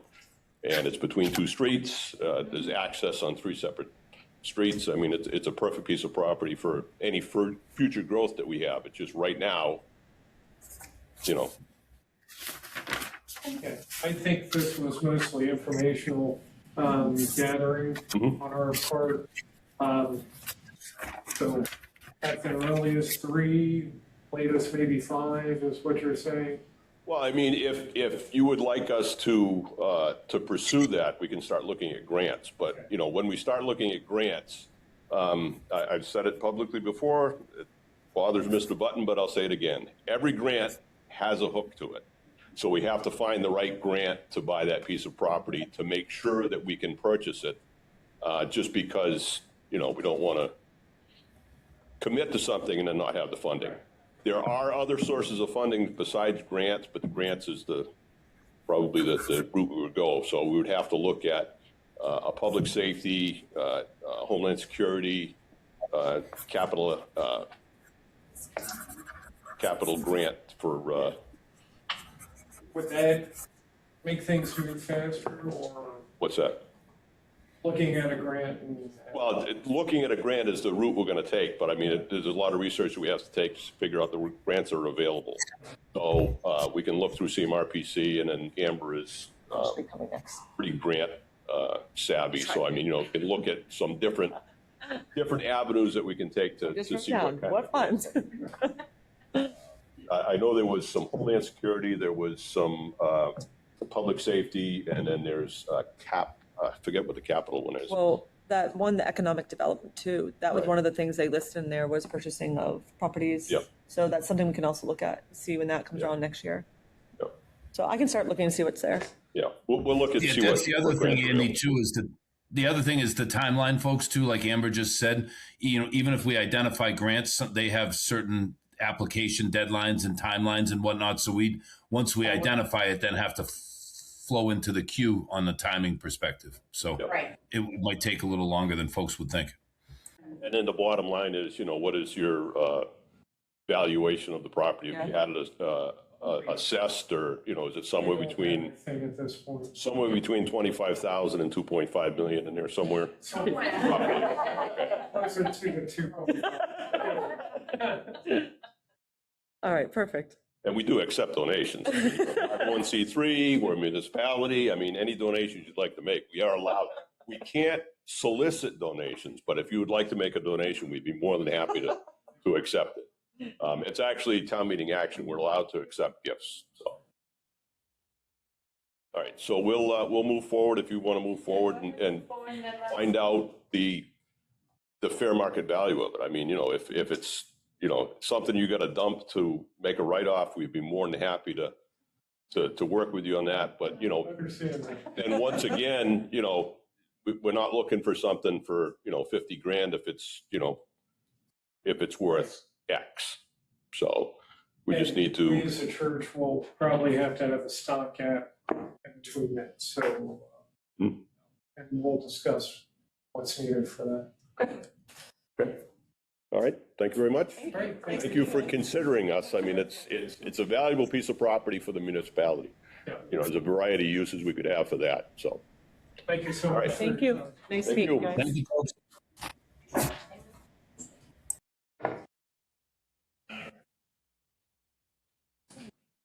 What's that? Get all the people's names. My uncle, my cousin's husband. Sorry. I just emailed these people in here. All right. All right. We have a abatement request for 151 House Street. Yeah. You have that one? Yep. Okay. Looking at it, this was. An incorrect bill, according to Jake, correct?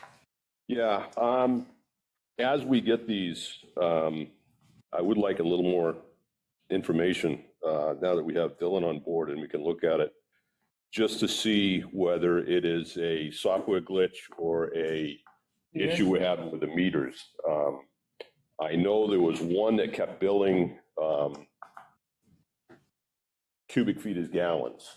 So there's 7.8 gallons in a cubic feet. So every time they would use a gallon, it would list it as 1 cubic feet. So it was 7.8 times the actual amount used. So I'm just wondering.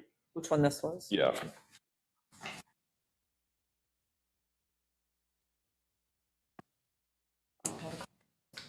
You see the explanation that he has? Yes, I did see that. Okay.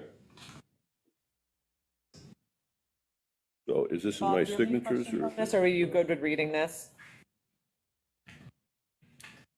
Sorry, I was on mute trying to find the mute button. Excuse me. I was just wondering, did you have any questions on this one? I just sort of did when I was first looking at it. Like if our department head is submitting it, maybe we should get him to sign off on it, Andy, just to your point. I mean, maybe there was an email that came with it that I missed, but there's what's Jake's recommendation here, right? I know last couple of times he had explained to us what's going on. I didn't see, I saw an analysis, but I didn't see a recommendation as to what to do. So this abatement comes from Jake. It's in his handwriting. It's for 151 House Street, water bill account W637. The April, May, and June, the abatement would be $2,024.84, so that it would bring it back within the base amount. And looking at the January through May, it is a consistent use, and then all of a sudden it jumped up. And he's saying that it was an bill was issued incorrectly. So that's his. Well, it jumps up in June. It looks like it jumps up in June, but even still, the total is below the minimum base amount. So if that's truly what their meter is put out for information, then we should give him an abatement because he's not above his base amount. But it doesn't necessarily mean the meter's bad either, Andy, because it's showing a change, when you typically would start to see more water use in June, right? Right. So what I was getting at was when we get these abatement forms, we should get a input from Jake on whether or not it was a software issue, whether it was a meter issue, or whether it was an anomaly. So we'd like to make a motion for this one, and then we'll get a hold of Jake and say, hey, in the future, we need to know a little bit more information as far as it was software, a reading issue, or a meter issue. I know there was Andy, some. I agree with that. I think we want to have Jake or somebody or Dylan or someone sign it too. So, I mean, we're being asked to sign it and sign off as water commissioners. I'd like to know that it's signed off by them. I don't know Jake's handwriting. Just put a signature line on it moving forward too. Would be my recommendation. Okay. Could you forward that to Jake and Dylan just so they know? Okay, perfect. So Bob, are you comfortable with this one as written right now and then moving forward, having those changes made? I am, Amber. Yes. Okay. All right. So I'll make a motion that we approve the abatement in the amount of $2,024.84 for the address of 151 Howell Street, East Brookfield, Mass, due to a billing error stating that the bill was billed incorrectly. I'll second that motion. Okay, we have a motion and a second. So this is used for a quarter was 6,400 gallons, not 33,258 gallons. So that was the issue that he had. All right, so we have a motion and a second. If there's no further discussion, all those in favor? Aye. Aye, Robert Button. I vote aye. Okay.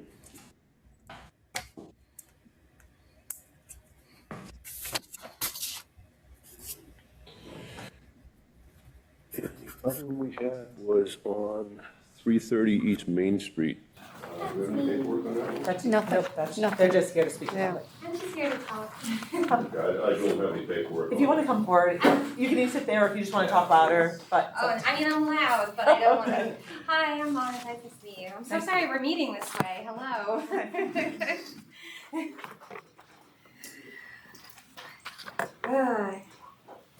I wrote a letter because I'm a yapper, so I'm just gonna read from this for the sake of all of our sanity. It's nice to meet you. Just for the record, I'm Marcy Laraway Canterbury. I live at 330 East Main. I'm the lunatic with the giant blow-up dragons for Halloween. I'm not apologizing. I'm shamelessly not apologizing. My house is worse, so. First, I want to thank everybody that helped me set up getting here. By the way, everyone I talked to here was so nice. Just everyone here is lovely. I think I talked to you. You were so nice. She is Thank lovely. you.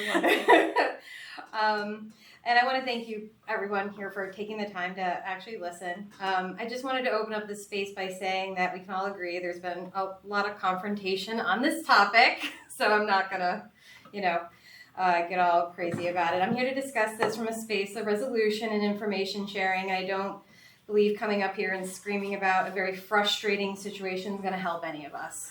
It's just not. So I just wish to go over some accounts and facts.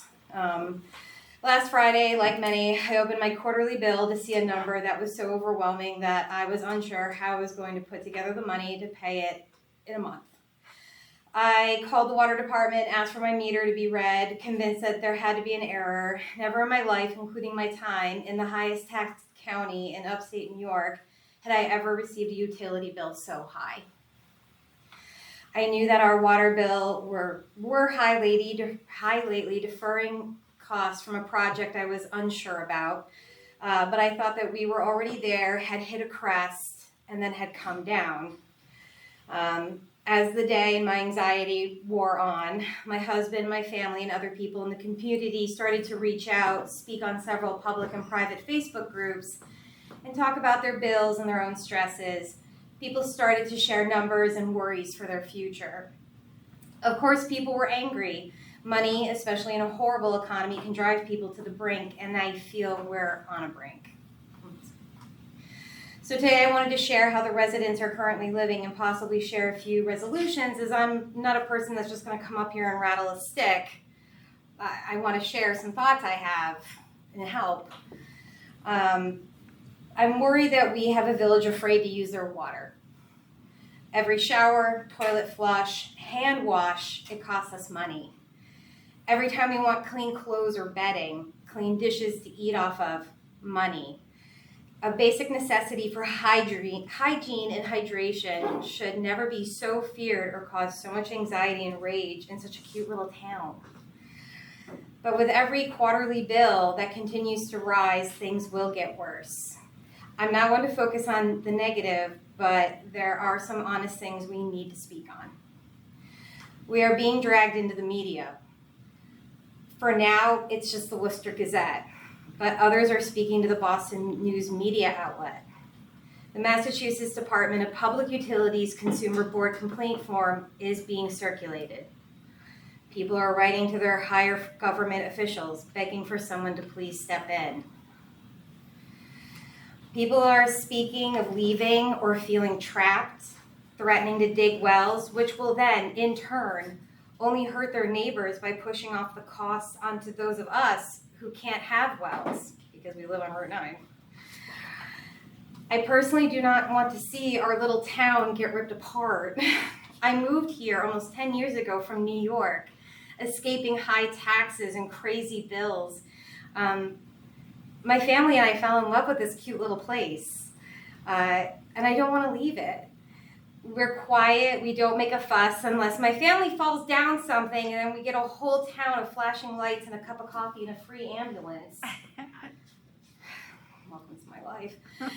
Before I give you these options, I do want to share some of my background. I am currently retired disabled, but I spent 16 years in a corporate career of sales and business, ending in management. I want to be helpful in this process somehow.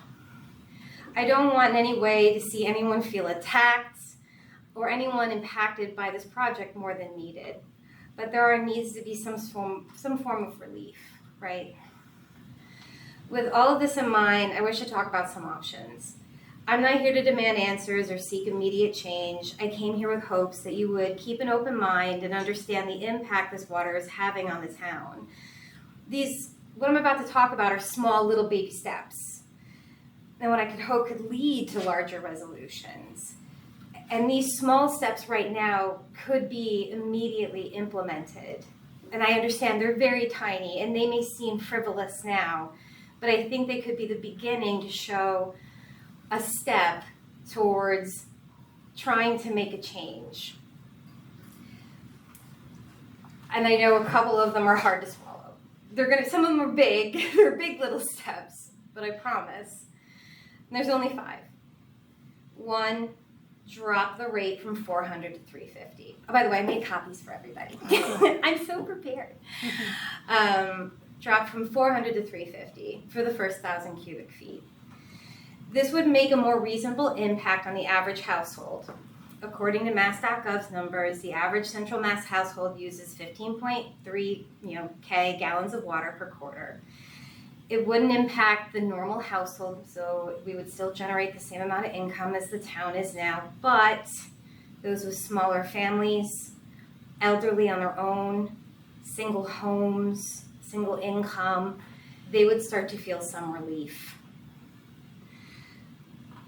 Sadly, that number needs to stay locked at 350 because if we start gaining more and more and more, I'm terrified. There's a lot of people on the verge. That's all I'm going to say. I don't want to say anybody's going to do anything crazy, but sometimes I stay off Facebook, but I got on Facebook for this situation and I got off quickly. I don't do social media. I got on social media for this situation and I feel everybody's so done. Quarterly billing may be too much for people to take in. Working in sales, I found that giving people a monthly option to opt into sometimes can be a little easier to swallow. Some people can handle the quarterly bills, but maybe leaving a little bit of space for that grace of monthly billing as an option sometimes can be easier. Adding a clear explanation of what your late fees are on the bills. That way people have a full understanding of the interest and fees should they be unable to pay on time. Currently, there's nothing. All that's on those bills are saying you're going to get dinged $100 if you don't have a meter done right. That's all that says. There's no description of late fees or interest. I mean, there's categories for them, but there's no explanation. And then finally, pay as you can. I have run into issues with the municipality here that if I pay a check and the exact dollar amount is wrong, my check has been returned to me. The check hasn't been cashed and applied to my account. It was just returned to me. So do not return checks on accounts that are not exact amounts. Allow people to pay towards their account. Some is better than none. And this, as a reminder, these are small fixes that could probably go a long way in showing that you guys are open to change.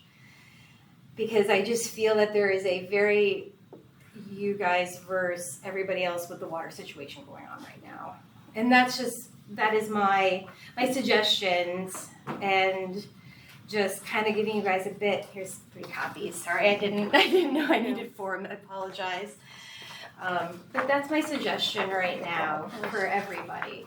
But and I'm willing to go on record and share that I know people had a much higher bill than I. Mine was $750. My husband works 2 jobs. I am retired disabled with Social Security benefits. We are struggling to get by with a multifamily that is occupied by my other family members. $750 was devastating for us. And then I found out other people were impacted so much higher than us. And I could only imagine how they're going to pay that bill. And I don't know how it's going to change. And I'm just going to spend the next month doing everything I can to make ends meet to be able to pay my water bill. So I'm going to try my best, but I don't know how I'm going to make it work. One question I had, do you have Ion Water on your phone? I don't. Okay, if you could get with Dylan or with Jake, based upon your water meter, they can give you Ion Water. Okay. So that you can monitor and it actually sends you a alarm if you go over a certain amount. So if you have it set for 200 gallons a day and you go over 200, it will send you an email. If you have a leak, Mr. Button, who isn't here this evening, he had it on his phone, and Ion Water sent him a message while he was on vacation that his hose bib blew out, so that when he got back, he didn't have a $2,000 water bill. It also, on your meter, if you look downstairs, it will show a faucet with a drip Right. to let you know you have a leak. If you have, it's a small amount, is it 2 gallons an hour? Right. It logs as a leak, so you see if one of your toilet flappers isn't sealing correctly. I will indeed do that. One of the things that the state website tells us when we set water rates is to set a rate to promote conservation. Correct. So I'm an advocate of having a lower base with a lower volume amount, so that the lower volume users don't have a reason to conserve. My uncle, who was here earlier, he had said that him and his wife will never meet the lower tier amount because it's just the two of them. So I mean, you know, one of the things we debate on the board. It is difficult, but I will tell you that I have spent time in Arizona and have actually lived in drought conditions. I shower only twice a week. I do laundry once every 2 weeks. Yep. I do my dishes only once every 2 days. But if you had Ion Water, you knew what you were doing, you could see, we did have one person that came in with concerns on a water bill, and from 6 to 7 every single night, she used 100 gallons of water. That's crazy. She put her 2 and 3-year-old in the tub and let the water run with the drain open, That's such a so that waste. she had time to do other things in the house. But I mean, it's, you know, We'll get it. We'll take a look. that was what a lot of her water consumption was, and she didn't know it. So I mean, it's just, if you have control of your own water, Ion Water is one of the tools that we give you so that you can see where your water is going, and then, you know, whether or not your meter's actually working. Yep. So. Absolutely. No, but I hope you take. Andy is correct as well. I was traveling for business and had a leak, and I was able to get someone to fix it before I came back and had a bigger cost and problem. So I would second Andy's recommendation very strongly on the Ion Water. It's very helpful to understand how you use water, and then if there's a problem, keep it from getting out of control or out of hand on it. Even small toilet leaks or drippy faucets add up very quickly, so it'll help you with that as well. Oh, I believe. Like I said, I have one of the smallest bills in town. I was comparing against other people. Well, I should have very low 2,200 bill. hours in the quarter, and if you just have a 2 gallon Did a hour wonderful leak, job. that's 4,400 gallons. Thank So I mean, it adds up a lot, so. Well, Ion Water, if you get a hold of Jake or Dylan, they can, I will speak with them tomorrow, Marcy, okay, and be in touch with you you. can get through the system so that it's on your phone, so you can go back and look. It actually transmits every 4 hours, so you can see where you're using water. Between 2 and 4 in the morning, you should have a 0 water use. absolutely. So if you're looking at it and you have 2.2 gallons every single hour, now you have to stop looking through, you know, is your water heater dripping, is your toilet flapper, I'll said it before, I'll say it again, seeing as we're on YouTube. If you put food coloring in your toilet tank, it shouldn't change the color of the water in the bowl, otherwise your flapper is leaking. I mean, there's small little things that you can do that can conserve a lot of water. Yep. So. We do check our water a lot because since the rates have kicked in, we are very diligent about our water use. So Promote can I conservation. just ask a question to one of her points? Is there a way that with our new billing clerk that we can have him include what the late fees are clearly? It absolutely should be in the bill, it should have been in the beginning with. It should be the late So fees. one of your points should be, we can take care of that one The sooner late than fees later. and the interest, Correct. and then at one point in time, it goes on to the Tax. tax bill. So if you don't pay it for a certain amount of You time, get I a don't lien on know your if it's a year or if it's 18 months, what it is, but it becomes a part of your tax bill if you don't pay it. So Which can is we, fair. can we have him do Yeah, that we can for have us? Dylan do that. I think Put it in the bill. communication needs to be I super agree. clear, 100%. especially in situations like this. One of the things that we brought up at an informational meeting last year is if you get a water bill, let's say it's $600, and you want to pay $200 every month, Right. would we be able to waive the interest? And the answer is no, by Right. Mass General law, we can't. If the bill due is $600, it's $600. If you're Exactly. late, it's late, and we can't waive the interest fees, which That's It is that's what it just is. life. But like you said, people need to know what those fees are. Right, and I should be able to send a check for like $200 and then it not get returned to me. We were talking to the accountant and the tax collector about that. If you have a bill of $600 and you pay $200 on it, that's fine the first month. Mhm. Then it shows as being in arrears, and the only you can pay is the total amount. So if your bill was $600, you spent $200, $200, the first $200 can go on your account. The second $200 can't go on it because it's actually $400. Right. It's once again, Mass General Law, the Department of Revenue, how we can Right. accept funds. That was one of the things that confused me. I had to do the research on. Yeah, So it's just very overwhelming now that we're getting like, you know, people are getting like thousands of dollars in quarterly water bills. Yep. It's just, you know, it's Hey, just Bob, very high. Can I ask you a question, Bob? All the information that you've provided, you know how we did all those rates and you showed where the increase was gonna be for fiscal year. At some point in time, do you think we could add that to the water department page now that we have this new website so that people can actually see where these bills are coming from and why we are making these decisions? the Absolutely. schedules. Absolutely, Amber, and you know what? We've had a lot of public meetings We too. have. I'm sorry, I know you're new to town, but we've got presentations on what we were facing, what had to be done. Yeah. A lot of explanation, that I think would be helpful in filling in some of the questions I could hear you asking tonight. And then Amber, to your point, we did the evaluation of the 3 different options to Yep. show how, you know, all of that information is public record. We've discussed it at meetings, so I can work with you guys and Dylan to get that up on the website, no problem. It's just very hard when an average person can't regularly participate in government structure. You know, like at one point while all these decisions were being made, I was a 24-hour caregiver to my terminally ill mother. I couldn't be here. I couldn't participate, and now I'm getting water bills that are 200 to 300% higher than like the general average of Massachusetts water bills. Would it be helpful if we provided this, like if this information could be a pickup, like if it was out on the table, if someone could stop in and grab the pamphlet Yes. because Bob put a lot of work into these pamphlets that really, they're still not pleasing, don't get me wrong. No, they're As a hard, water they're user. hard to swallow, But I feel like if I had readily accessible information of, okay, we did this $24 million project, Correct. this is why we're paying this water bill, and this is why we're now trying to So maybe we could handle these costs, and like, this is how long we have to pay these premiums for, and then this is when it will end. You know, that's when I know when things will go back to like normal water bill structures.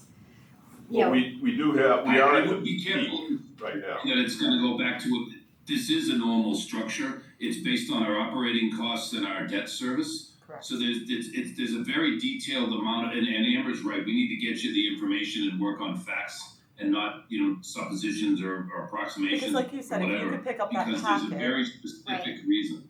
Yeah. Yeah, and because I saw the comments you saw, and there was a lot of misinformation, unfortunately, which it's because people either, like you said, could not attend the things that are being publicly Correct. given. But I think if there's at least a way for some people to access this information to kind of go through, even though it's not going to still be what they want to hear, they at least can have a little bit of inside understanding as to why the decisions are being made. correct. Because you know, a lot of people think these numbers are being.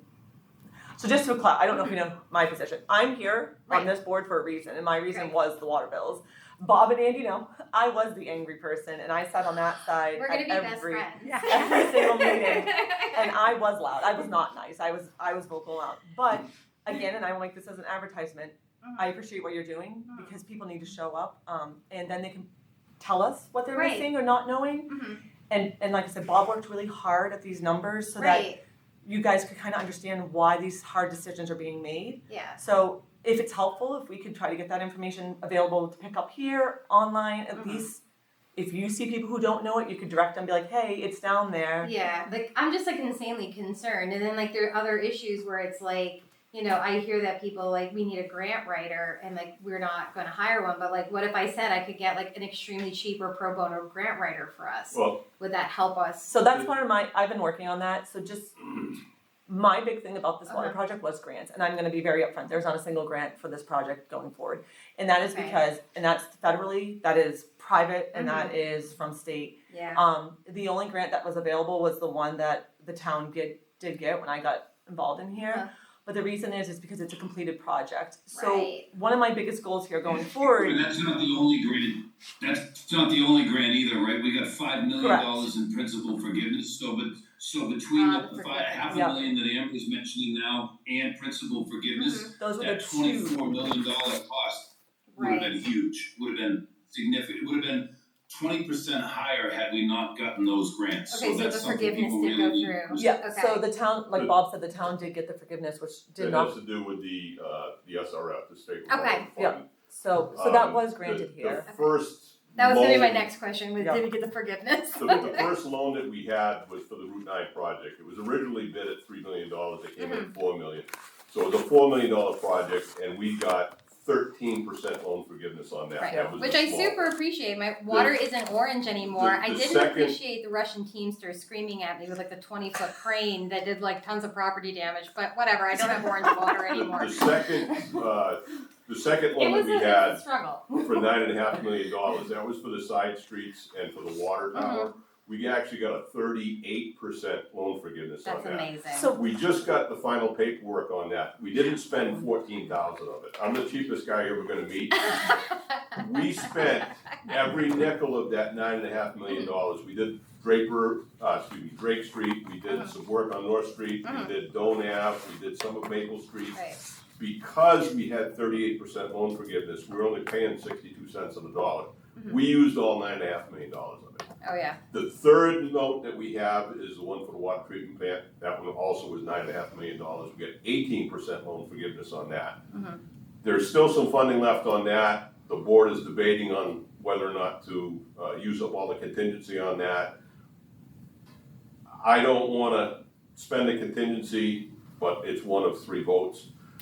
So we don't have the final loan number on that yet, but we have the 3 big notes, they're all 30-year notes. We have 2 5-year State House notes that were a smaller amount, 400,000. Then there's another note for engineering work that was approximately 800,000, that's a 10-year note.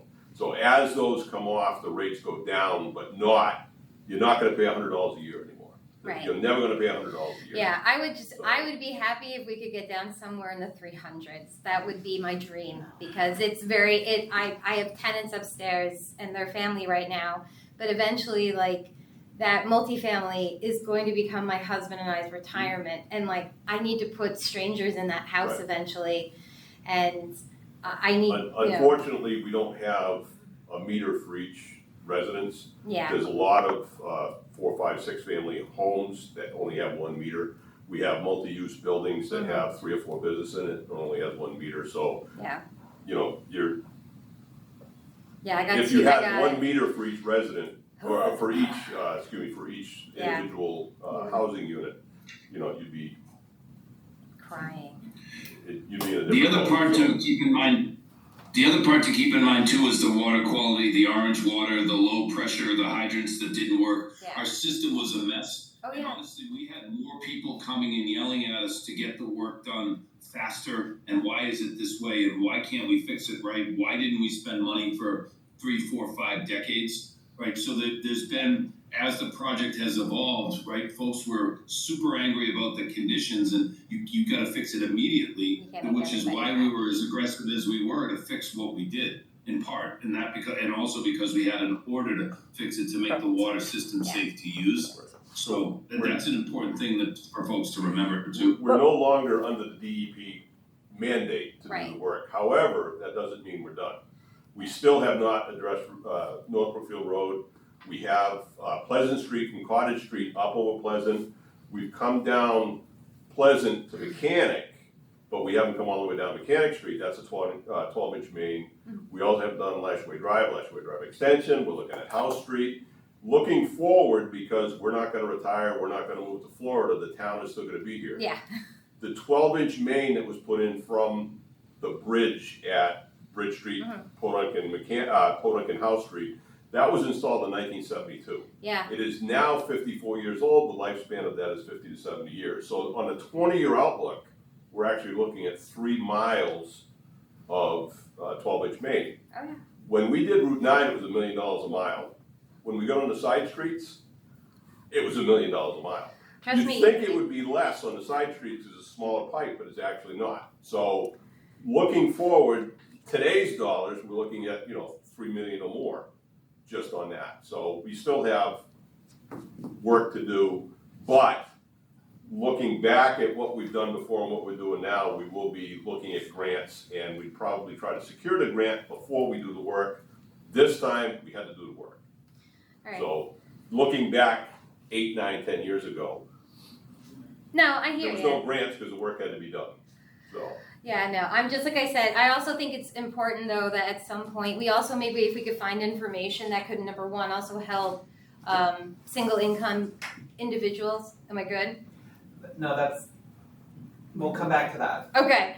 People that can help single parents, veterans, elderly, if there's programs out there like utility benefit programs that the state can possibly give, like that can help sponsor and things like that. Didn't you research that? Do we have easy access for that? So like fuel assistance for elderly Yeah. does not cover your water. It only does heating. So that was my background, and I actually went back and researched it one more time to make sure it was still the state standards. And that's from a federal level. So that is a federal, that comes from federal. Okay. So fuel assistance will not, it only covers electricity and your heating. It's primarily fuel assistance for heating. They will not do water. And a lot of the state water programs, even those complete programs, those are for big municipalities who have utilities like Boston Public Works or Springfield Public Works. They don't, so this is my pitch to you because Okay. I also as a resident, Okay. call your local reps and Okay. ask them because you probably saw my name in the paper, and one of the Yeah. things I meant by the state needs to step up is that those things don't exist for the rural part of the state. So the form you talked about where those complaints were being Mhm. filed, you're gonna find out really hard and really fast, Yeah. unfortunately, because I looked into it when Yeah. I was a resident. It won't apply for us. It does not apply to our type of water. It's just Those crazy. those are for big municipalities who run their own public water, their own public sewers, not these towns. So Okay. fuel assistance, unfortunately, I don't know about other programs for like under senior population, but I can tell you fuel assistance will not cover water. They just don't. That's just insane. It is. It is. That's just literally insane. All right. Yep. Well, now I got I'm somebody else just going gonna on. forcefully interject myself here. Sorry. No, it's okay. I wanted to just jump in and say, you're describing this issue about, I wish I was a part of the process. I wish I had the information, and that's right up my alley. And I hope that the residents of the town can see that we're trying to get this stuff out there. We're trying to put it on YouTube, and hopefully there won't be future people coming here saying, I wish I was a part of the process, because it's all there publicly. And I just wanted to jump in on that, but because I don't know anything about loan numbers and all these state programs, I didn't want to seem off topic, but it's an important thing. I just want to hone in on that. It was just odd because I was told that we would be moving into like a peak and a crest, So and then it would drop, and then my numbers dropped, and I thought, oh, okay, it did the thing everybody talked about, and then the big bill came, and I was So that was Peak really or crest, that's misinformation. That Yeah. peak or Right. crest was over a 2 or 3 year Year period. And Amber's correct, we Yeah. have rate and I have all the costs and and stuff that that's what I show was gonna you. say. Bob worked really hard on that, and at our big meeting last year that the prior board had, right. So there was Bob really available. detailedly laid out what the peak years were gonna be Mhm. and what fiscal years you were looking at, and it's laid out step by step. Okay. So, if you want to give your email to Sharon, at least if we can get that information together, we can say, hey, it's here if you want to pick it up. Because it was provided, but like you said, not everyone's able to attend that. And, Yeah. and it was as a I rough year last year. And as I said, it doesn't make it any easier to swallow, but I think it at least puts some education, information back to people who may have not realized why these decisions are being made. I learned a lot. I mean, I came here angry, and I learned a lot from Andy and Bob, and they have worked really hard and to try to make sure you can understand where those rates are coming from. So this fiscal year, the one that started July 1st. Yep. We had the final note, which was the water treatment plant. It's a $9.5 million note. We got an 18% loan forgiveness, and it is a 30-year note. Okay. The other two are also 30-year notes. And this is the first year that it impacts. Now, on Bob and Amber's vote, there was $150,000 taken out of retained earnings to offset the rates. But next year, we're looking at the same rate, whether or not we have money to offset. Right. And in the year after that. So it's through fiscal year 30 that we're still, we're at Okay. the precipice, and then it starts to drop off. However, the amount it drops off, if you look at inflation and operating costs, Yeah. so one of the things that I've talked about in the past, and one of the things that Amber discussed, our neighboring town is in the same boat as us as far as their Water quality. iron, manganese, and their water quality. Is that north? No, Brookfield. Brookfield. Brookfield. Oh, okay. And I can tell you what a new water treatment plant costs. It's right around $9.5 million. Yeah. So it also requires a secondary operator. So for them to revamp their entire water department, to have a water treatment plant with a secondary operator would be extremely expensive. We are looking at how much water we're pumping and how much water we're treating versus how much water is available and how much water we could treat. A possibility is to sell processed water to another water department. We wouldn't be running their water department. There's no proposals at this time that we would take over their department. I really wouldn't want to. But to have a bulk water purchase offset our operating and our loan costs would be astronomical. It's always better to be What the that's product, working don't for. be the manager. Be the product, Oh, don't yeah. be the manager. But if we could, we pump, treat, store, distribute, and bill water. If we could pump and treat and not have to store, distribute, or bill for water, that would be great. Moving forward, it's nothing that's gonna happen next year, even the year after. But looking forward, there is a possibility where we could provide bulk water to a neighboring community so that they wouldn't have to put the treatment plant in. Okay. But that's nothing that, it's not gonna be next year. Yeah. So. That's way out. And we actually looked at that too, Andy, for us, right, where we Correct. looked at, could we Expensive. buy water under a similar scenario? And they were actually gonna charge us more than it's costing us now to produce our own, so. When we first got in this mess, one of the things we looked at was Spencer, because they have the capability and they have the system. And they said, if you replace all your water mains and put it in a new water tower, we would sell you water for about $2,500 per household per year. So your quarterly water bill would be about $600 Right. for a regular residential, not a multifamily. Right. And we'd also have to pay the $9.5 million for the Water tower. the side streets and the water tower plus the $4 million for Route 9. So you'd be probably double where we are now. So we did look at it. Yeah. We looked at appeals, we looked at delays, we looked at. Well, they're kind of desperate. They're in the red anyway. So. Shady comments. Blah, blah, blah. All right, well, thank you for your input, thank you for your research. Thank you Good very job. much. If you Info. need help. Oh, I appreciate it. Thank you. But go ahead and call your locals, because that's what I do. They know me on a first name basis now. They'll be like, oh, she did. All right, Chief, are you here about the Comstar or the review of ambulance receivables? Oh, that's just information for you that you requested. So I don't really know. I looked at the agenda today. Seems like here I am. So I am here for that, just because it's not on the agenda. So if you don't need me for it, that's fine. I was coming for the ADA thing anyway. So Good.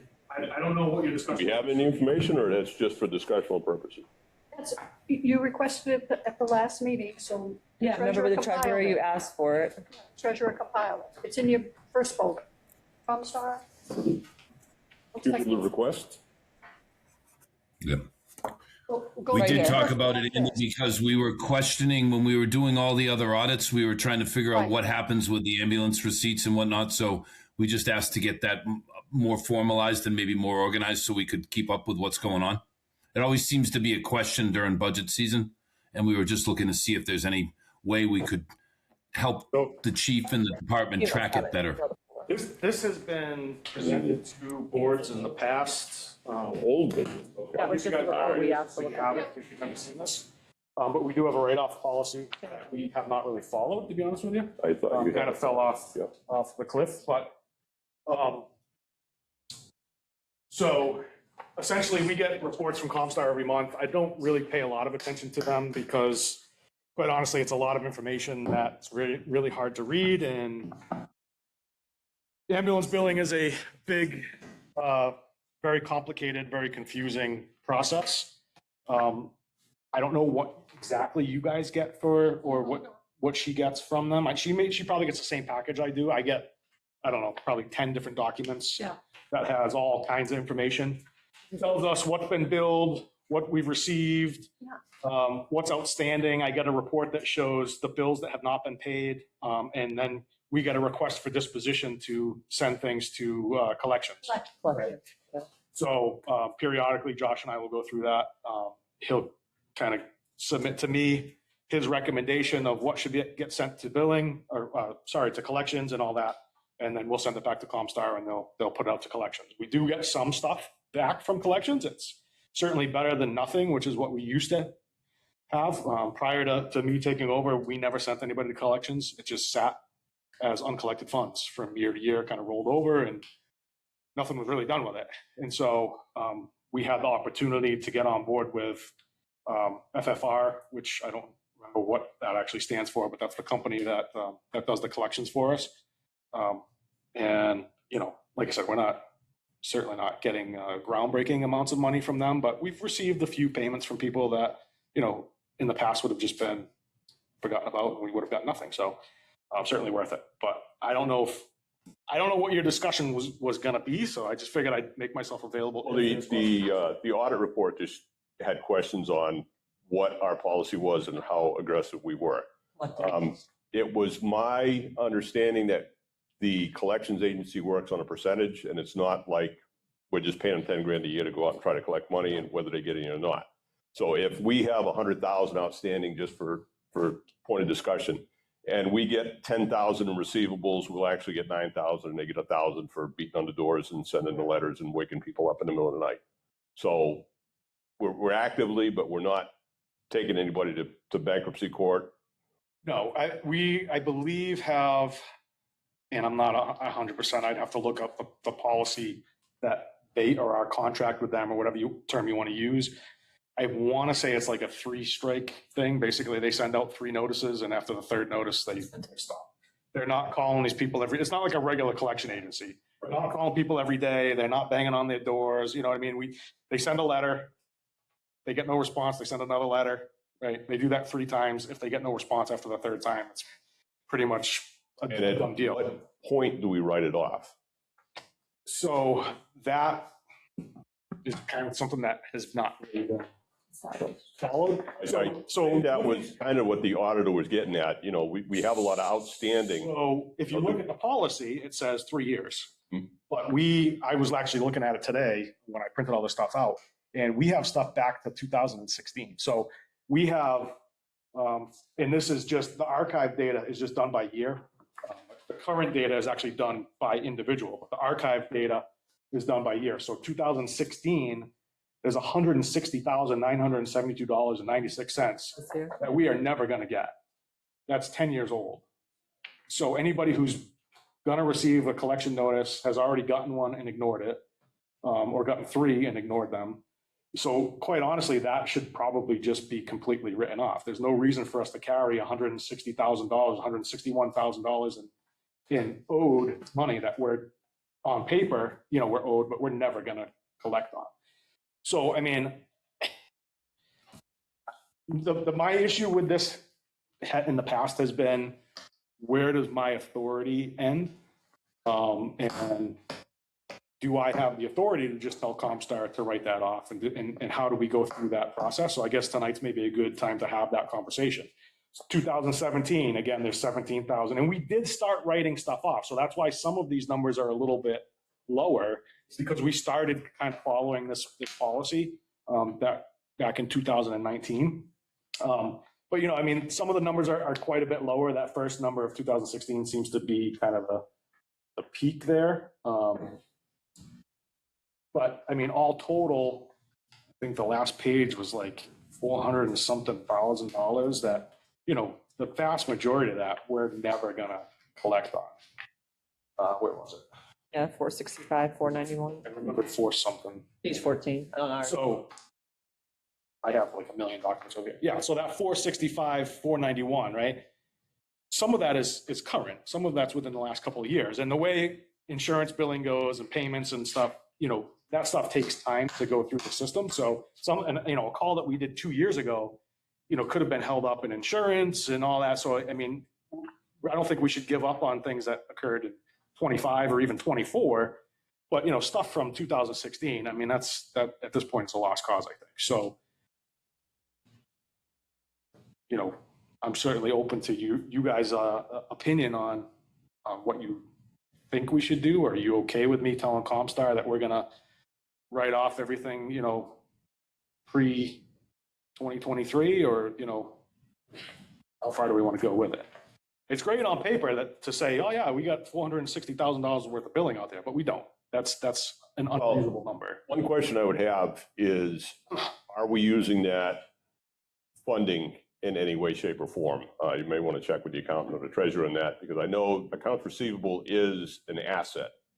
Are we using the accounts receivable as an asset in any way, shape, or form with the DOR, or with certain loans, or with certain? As far as like grants? credit, like a line, line of credit, so to speak. Right. I mean, Well, I mean, if you're running a business and somebody owes you $500,000, you can use that as an asset and try to use that as collateral. I don't know if we're doing that, but before we say, we're going to write off everything that's over 60 months old, we do want to check with the ramifications through Donna and through Nicole, just to see if that would cause us in any harm, because, does that affect our local receipts? Does that affect our, what our bottom line is when they're doing all their magic with the DOR paperwork? that makes sense. What exactly does it, what would happen if we were to say everything over in 60 months? Exactly. Let's just say, for instance, it's $200,000. Does that mean we have, on the balance sheet, it offsets everything by $200,000? What is the ramifications of that before we would say that?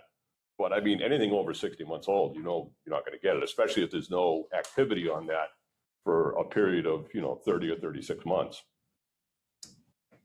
But I would just double check before we say, yeah, we're going to write it off, because I mean, there's a lot of stuff that, it goes into receivables as far as tax title and all that. I mean, some of that stuff never goes away. So I just want to make sure that I mean, from my point of view, I don't care if we carry that forever. well, there's also disadvantages of carrying it forever. It's not real money. Right. You know what I mean? It's not, okay, we're owed $160,000 from 2016 on paper, that, and like you're saying, if that is doing something for us to show that on paper, I understand that, but in practicality, right, we're not going to. We're never going to. I mean, if we're carrying an in.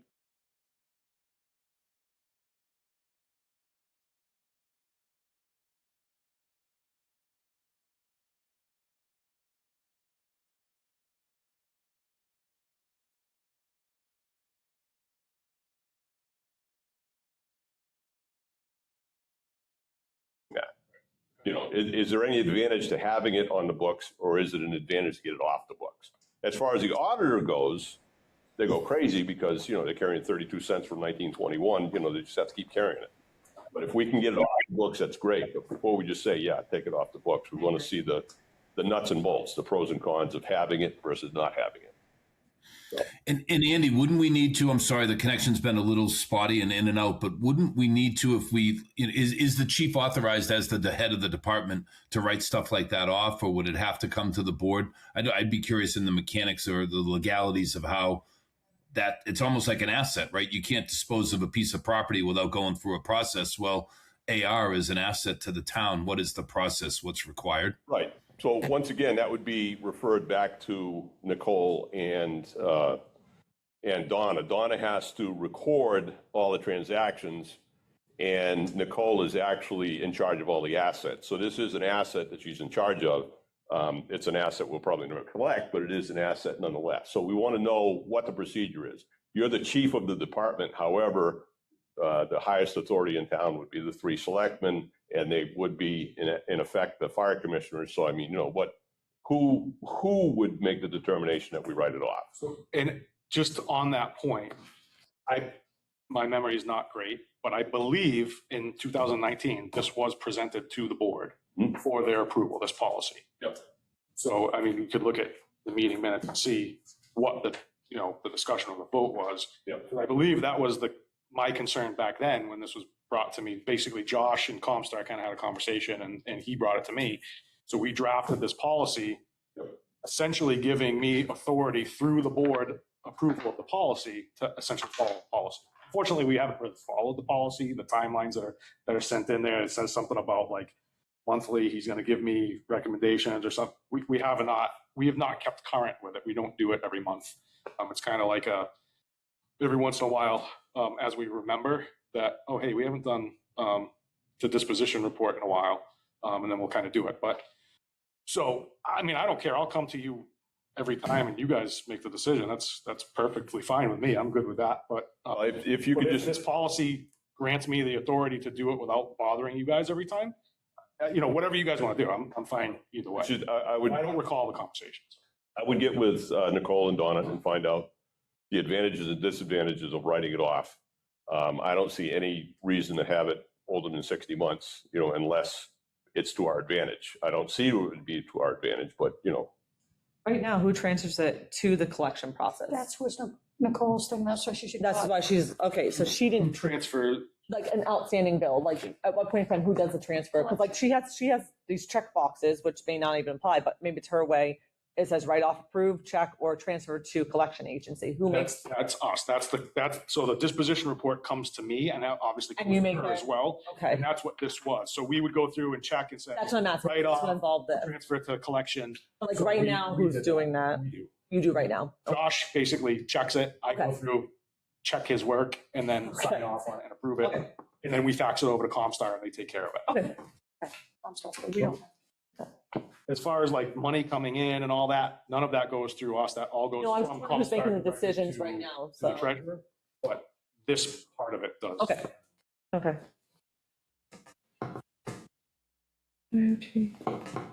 But yeah, I agree, Andy. Check in with them to see what. well, I mean, it's the paperwork that we do and the state paperwork and, there's a lot of ins and outs of it. And I know, like with the water bills, the DOR really pays attention to how much we receive versus how much we bill. We'll always get it because we have it. It gets tied to the tax bill and it becomes a lien. Yep. Same thing with trash and with taxes. You never get away from it. But we're carrying a lot on the books. We got reports from the treasurer on, the outstanding property taxes. We're carrying a lot of it on the books, and at some point in time, it gets collected. But when? Yeah. So if we're levying $5 million a year and we're only collecting $4 million, that other $1 million, we never lose it, but it's still not money that we have to spend. Same thing with his budget. He's got $465,000 and he's billed, but he's not able to use it as ambulance fees reserved for appropriation because it's never come in. So at some point in time, we have to write it off, but we need to know the ins and outs, So- advantages and disadvantages. Find the minutes from the. One of the, Get that down Just to to see what they said. one of the It's not about- kind of specific things to medical billing that doesn't necessarily apply to other types of bills is that, and I'm not sure, I'd have to go through and I'm probably not going to put this kind of work into it, but to add up, what are we billing versus what we're allowed to bill, right? So what are we billing versus what do we actually expect to get paid? Yeah. Because unlike other bills, you have an electric bill for $500. They're going to only pay $500. contractual agreements. You have a water bill for $700, you're expecting as a town that you're going to receive $700. We have, and I'll just, one example here. So we have a call that we did that we charged $3,127. That's what we billed. That's our billing rate plus the mileage and all of that. The allowed charges, because of the type of insurance that they have, is $694. Yep. So right off the bat, where we know we're not going to get paid $2,000 plus out of that bill. So that $3,127 is on that $400,000 total. We know right away we're not getting $3,000. We're only getting $694 at best. Their insurance paid $409, and there's a remaining balance of $285, which is probably The copay. responsibility, exactly. So they haven't paid their copay. We haven't received that $285 that we're owed, but we're never seeing that 2,000 plus that, you know what I mean? So there's a lot of like, just not real money in those figures, you know what I mean? Like, and that's where that bottom line of 400 and whatever thousand, how many of those calls in there are there money that we know it's impossible. We are not ever going to see that money. Could there be a process, a better way of clearing up, like you said, if you know the contractual rate is only gonna give you this much, why are you carrying over this 3,000 if you know? Right, and I don't, like I said at the beginning, the medical billing is so complex and it's awful. confusing, convoluted. You know, I have Blue Cross Blue Shield and you have Cigna, and they're paying two different rates for the same Service. call, like, or you know, Medicare. I mean, they've basically given us pennies on the dollar. I've never understood that, like, why, you know, we all go to the grocery store and we pay the same amount for that piece of steak, no matter who you are, you know what I mean? But because you have this insurance versus that insurance, they're going to tell us what we're allowed to bill. It's just, it's confusing. I don't get it. I don't understand it. You know, We've discussed it at great length over the years. If you get in an auto accident, Yep. the insurance company, your auto insurance pays the ambulance fee. If you get sick at home and you fall down and you have Blue Cross Blue Shield, it pays X. If you have Medicare, it pays X. If you have Tufts, it pays X. So you hate to say it, but you know, the car accidents are the ones that. At least car accidents, you know, you're getting, maybe. You know, it's a morbid thing to think about, but I mean, you know. I understand what you mean, don't have to yeah, pay. You know, But I think you're right, Dave. I think if you know, like, right away that that's the contractual rate and that's all that's coming in, it's one way to but if maybe. it's 2,400 for a BLS bill, it's 2,400 for the BLS bill. It is what it is, so. they you know, Comstar obviously bills the rates that we set. And then they get whatever it's for contract. mileage, and then, you know, they send it to whoever the insurance company is, who then kicks it back and says, no, we're not allowing that much of a bill. Here's what we're going to allow you to pay. I don't get it. I don't understand how they can do that, but It's like buying a car. you know, I would love to be able to send National Grid a letter saying, yeah, I don't want to pay that. Yeah. I'm just going to pay you this much instead. You know, unfortunately. Send me a $400 bill, I'll give you a 180, that's it. I'm on a nickel over. Yeah. Yep. We should try that. And then they take you to prison. They shut your power off, that's all. All right, Chief, is that all you had? So I do have one other item. This is not on your agenda, so you tell me if you want to accept discussion on it, or you want me to come back to another meeting, that's fine. I'll try and make it quick. But it revolves around the emergency management director position. As you are aware, we had a meeting with the finance committee. There was a little bit of a, I don't want to say contentious, but it was a little bit, you know, unpleasant for me anyway. And so, you know, as we're aware, they eliminated the salary for the emergency management director position. At the meeting the most recent meeting that we had, it was pretty clear that, you know, it was intentional. It wasn't an accident, as was kind of told to me at the night of the town meeting when I addressed it with them. And they were baffled by, oh, I didn't think that's what we did. We discussed a bunch of stuff and I don't remember deciding on that. And then when we came back for that second meeting, they had all kinds of reasons on why they did it. And so it was obviously intentional. They decided we don't need an emergency management director. It was stated specifically in that meeting. The question was asked to me, well, if we don't have an emergency management director, who's going to do the work of the emergency management director? The fire chief, by default, right? Because there's a lot of crossover. And so that was clearly their intention, was to have me do the work for free. That was their intent. So I am not, and I am officially declining the appointment as emergency management director. That being said, I have had conversations with Mike Olson. Mike has decided to step back from the fire department.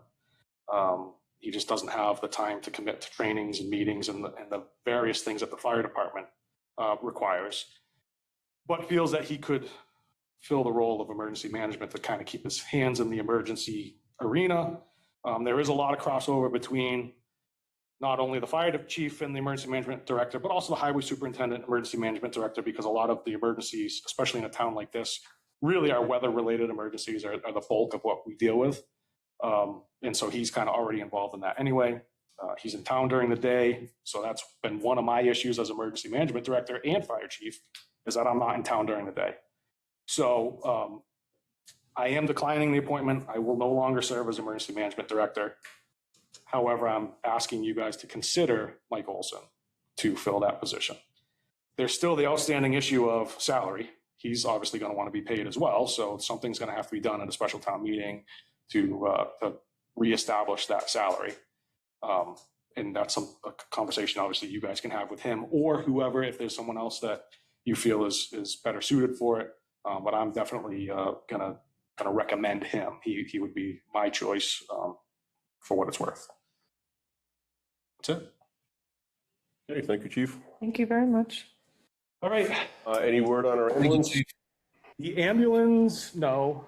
The ambulance, we reached out to them a couple weeks ago, got a response that it's still on schedule, meaning I don't think it's even started to be built yet, and we'll see it in 2028. So that was the response from them. The fire truck, we just had the pre-construction conference with the sales rep 2 Sundays ago. It's where we went through the spec again, line by line, item by item. We made a couple of changes, did not change the bottom line price on the truck at all. So I signed the change order today to just allow them to make the couple of changes to the chassis that we requested. And again, there was no dollar amount. It actually saved us like $700, which they just put into basically the contingency portion of the bid, which is there's a contingency for like mounting tools and stuff like that if we have them mount tools and things. So that went from, I don't know, what was it before, 10 grand or something. So now it's like 10,700 and whatever and change. So that's good. So that's actually now like in the pipeline. Still not going to see that for 2 years probably, but it's at least moving to the next step anyway. Which one comes in first? I mean, theoretically, the ambulance should come in first. It was ordered 9 months before it, but yeah, it's maybe not. Yeah, it'd be interesting. Thank you, Chief. So that's that. Thank you very much. All right. Deputy Chief, you have any? He was just here for moral support. Thank you, guys. All right, we have an environmental service agreement from Public. That was the one again, change, yes. Yep. Yeah, what did we change on that? We were wondering if it So- was. Go ahead, Bob. I was just going to say, Andy, so I asked last week, or 2 weeks ago, whenever it was we met, what was the contract for and what's it all about? And I think it is, for what I was suggesting, it's a price list from them if we had a spill or some kind of incident in town and we needed their help to respond to it. It's getting us the prices up front so we know, in theory, we could calculate what our costs would be because we're not we know what the unit cost is, right? So if you had to get rid of a ton of sand that you spread down to, deal with a fuel spill, and I'm just using it as an example, we'd know it's whatever the dollars are per ton to get rid of it, right? So it's basically having that as another option so that we don't have to struggle with a contractor with pricing, excuse me, when we're in an emergency. So I would make a motion that we authorize the chairman to sign the emergency or environmental services agreement with Republic based on that.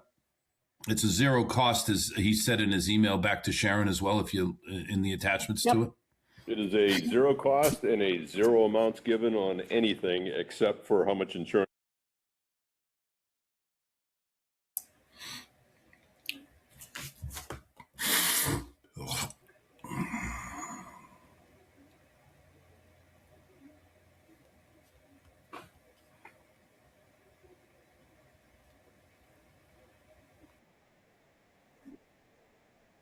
I'm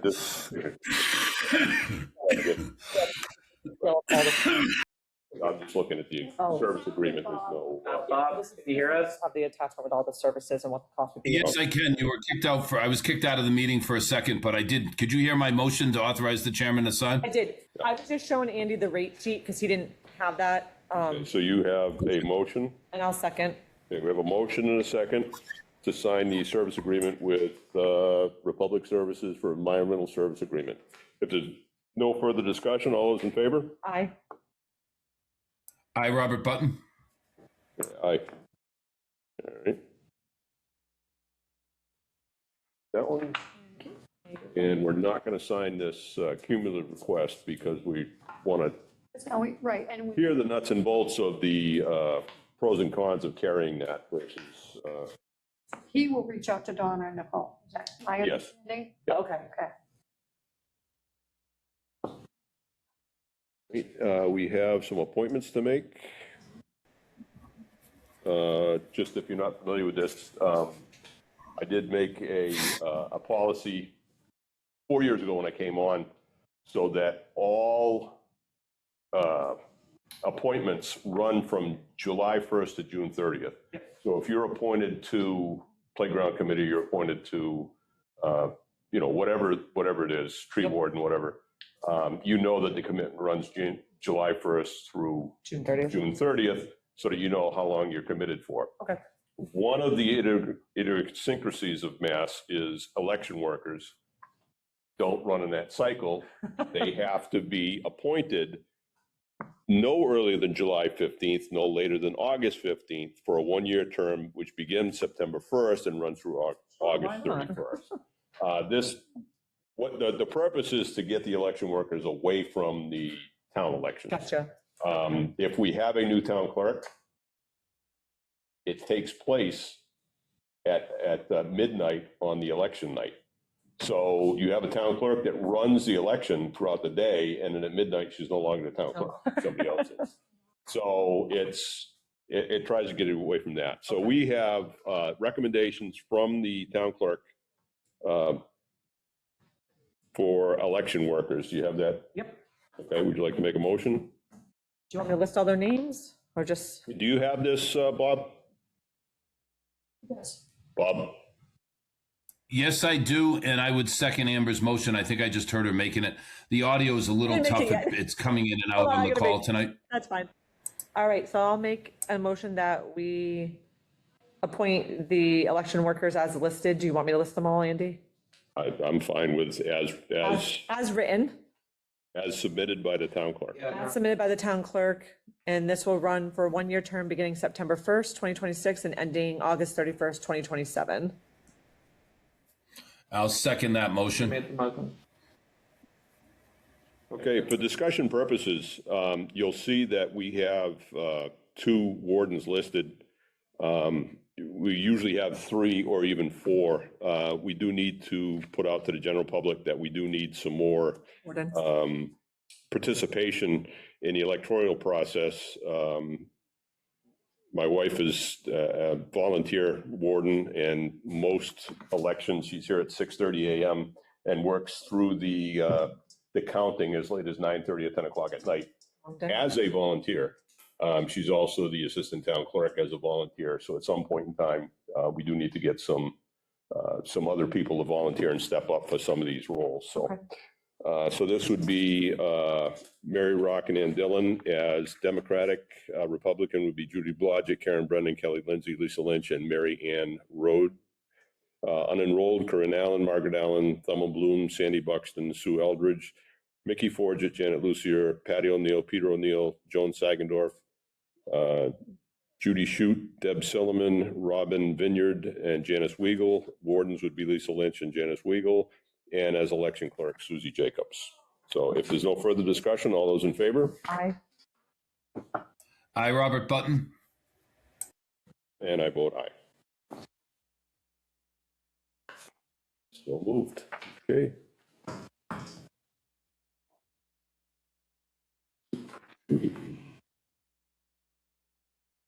So just as a FYI, the Quest Energy Solutions, if we did lock into a new rate, they wouldn't take effect until November. So even though the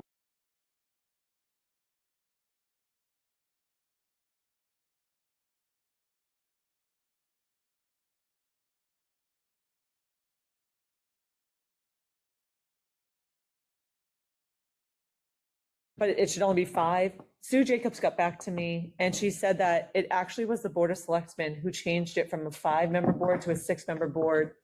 And she thinks that it was just done to fill in people who were either leaving earlier than thought. She would need the Board of Selectmen, she said, to change it back to the 5-member board instead of a 6-member board. And if we do that, she would then list the members as they are right now under the annual town report for. Does she have any idea how long ago that was done? Let me see. She sent me an email. She said it was I know that wasn't done in the last 4 years, so it was probably prior to that.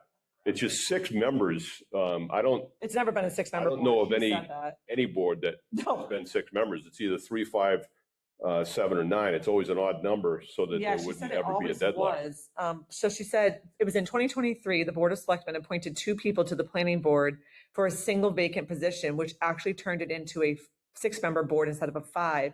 To fix this, the board needs to vote to put it back to a 5-member board and declare this as a no failure to elect.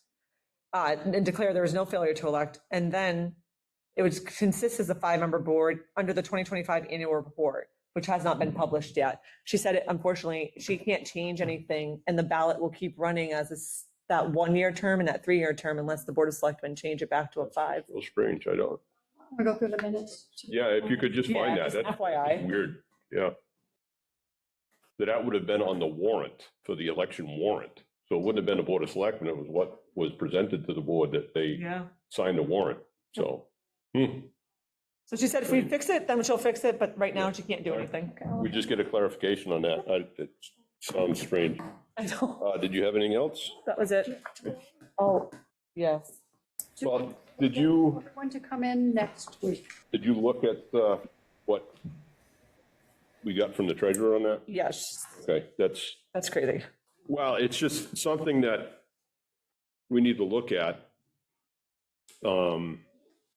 I go back to when it was reestablished years and years ago. I don't even know when it was, that it was the East Brookfield Toys for Joy. And I don't know how much Brookfield has involvement in it anymore. So.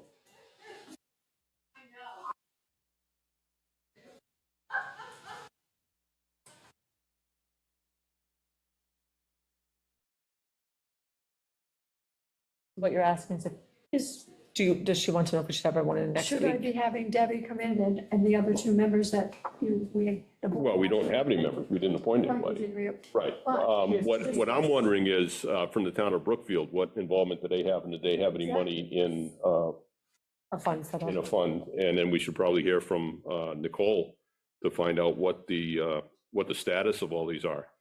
If it was all moved into the general fund, that's fine, but it's accounted differently. Moving it into the general fund just means that it's available, but the accountant still has the account balances. So there's still account balances. It's just not in a separate savings account. It's all in one. Right, but how far back do those funds go? Right. Yeah. The research and time that it takes to do that. Yep. Yeah, so we want to find out from town of Brookfield if they still have any involvement in it, if they're carrying anything on the books, because it's the issue with having a dual town accounts or a dual town committee. It just when North Brookfield was contributing to the maintenance and repair of the swim area, we paid for certain things, they paid for certain things. It was separate. But to have everything all in one envelope, it's kind of strange. Yeah. So Don't have anybody in next week. well, we want to kind of figure out what we have, rather than, what is Brookfield's outlook on this? Have they washed their hands of it? Do they still have a committee? Do they still participate? Does their accountant still carry something on the books? Does their treasurer still have funds available? Or is this now 100% an East Brookfield thing? We kind of want to know where we're at. And you saw with the general funds, I spoke for you, where it was brought up at the last meeting and in the annual town meeting in June 18th, 2024. You can put that entitled revolving fund, delete the words, to revoke the shown herein, and that they will be put where you wanted them. What's this now? When you were questioning general funds topic, you brought up about collected funds. Oh, yeah. But it's already been done. And this is. Yeah, so this tells you it's already done in 2024, so we don't have to do it. Well, wait a minute, so I think she asked was. It's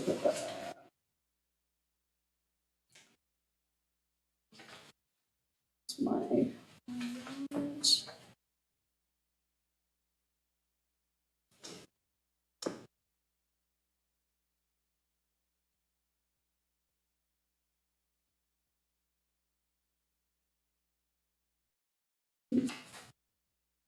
You want to additionally to make all funds collected go into a general fund. This may have to be on a ballot next year at the annual town meeting. That was already done. Well, that's fees collected by the treasurer, the tax collector, and the town clerk. Right. Right. I know that was done, yeah.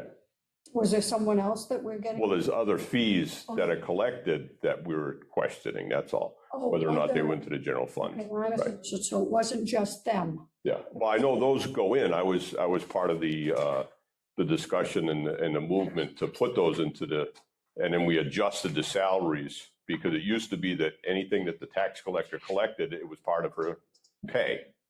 And anything that, like the wedding, the marriage intentions, the death certificates, et cetera, if the town clerk collected that, that was hers. And then the treasurer, if there was any funds that were received for tax title, she was entitled to that. So we put everything that was collected by those departments back into the general fund. And then they raised their salary so that it was a certain amount, not, they're not headhunting as it would be. But like the building inspector, all the fees that he gets collected already goes into the general fund. The wiring inspector and plumbing inspector, I think it's like an 85-15 or something. So what they collect, they get 85% of it and 15% of it goes into the general fund. It could be 20-80, it's something like that, but they get a percentage of what they bill. So don't need to do anything else? No, don't need to do anything in that. I don't think that was the discussion. I think it was something else, funds that were collected. I don't know what it was on. But it wasn't anything that the tax collector, the treasurer, or the clerk did, because I know that goes into the general directly. Were we talking about accepting cash or something, Andy? I know we've talked about that in the last. I thought it had something, I thought we were talking something about the, like the Friends for the Community or the fireworks, maybe something like that, like Yeah. accepting money. Is that what Yeah. it was? Okay. I know it didn't have anything to do with tax collector, treasurer, or clerk. I know that already goes That in. might have been it, Andy. Like if they're collecting money for the fireworks, right? Where does it go? It goes to the general fund, but then we can use that money for fireworks at the board's direction. Was that? Well, it was that goes maybe where into it was from?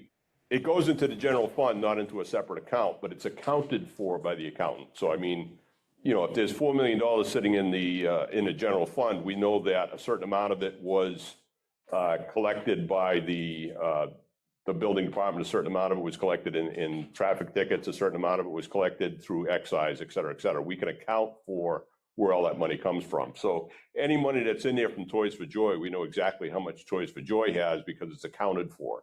How much comes in from Friends for the Community, we know how much is there because it was accounted for. So I don't know where the discussion led us to. That's how I, That. so I released Yeah. to the recording, but I thought it was tax collector. Misunderstanding, maybe. Right. Did you have anything else, Bob?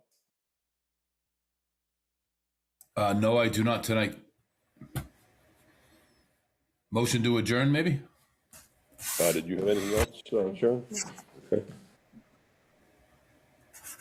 All right, Bob, I'll second that motion. Okay, we have a motion and a second. All those in favor? Aye. Aye. Robert Button. Have a good night, everyone. Thank Bye, you. Bob. I vote nay. You always gotta do We'll see you next week, Andy. I'll be here. All right, thank you. Thanks for watching the Town of East Brookfield's YouTube channel. If you have any questions, comments, concerns, suggestions, or anything to add, comment them down below or email ebmedia@eastbrookfieldma.us.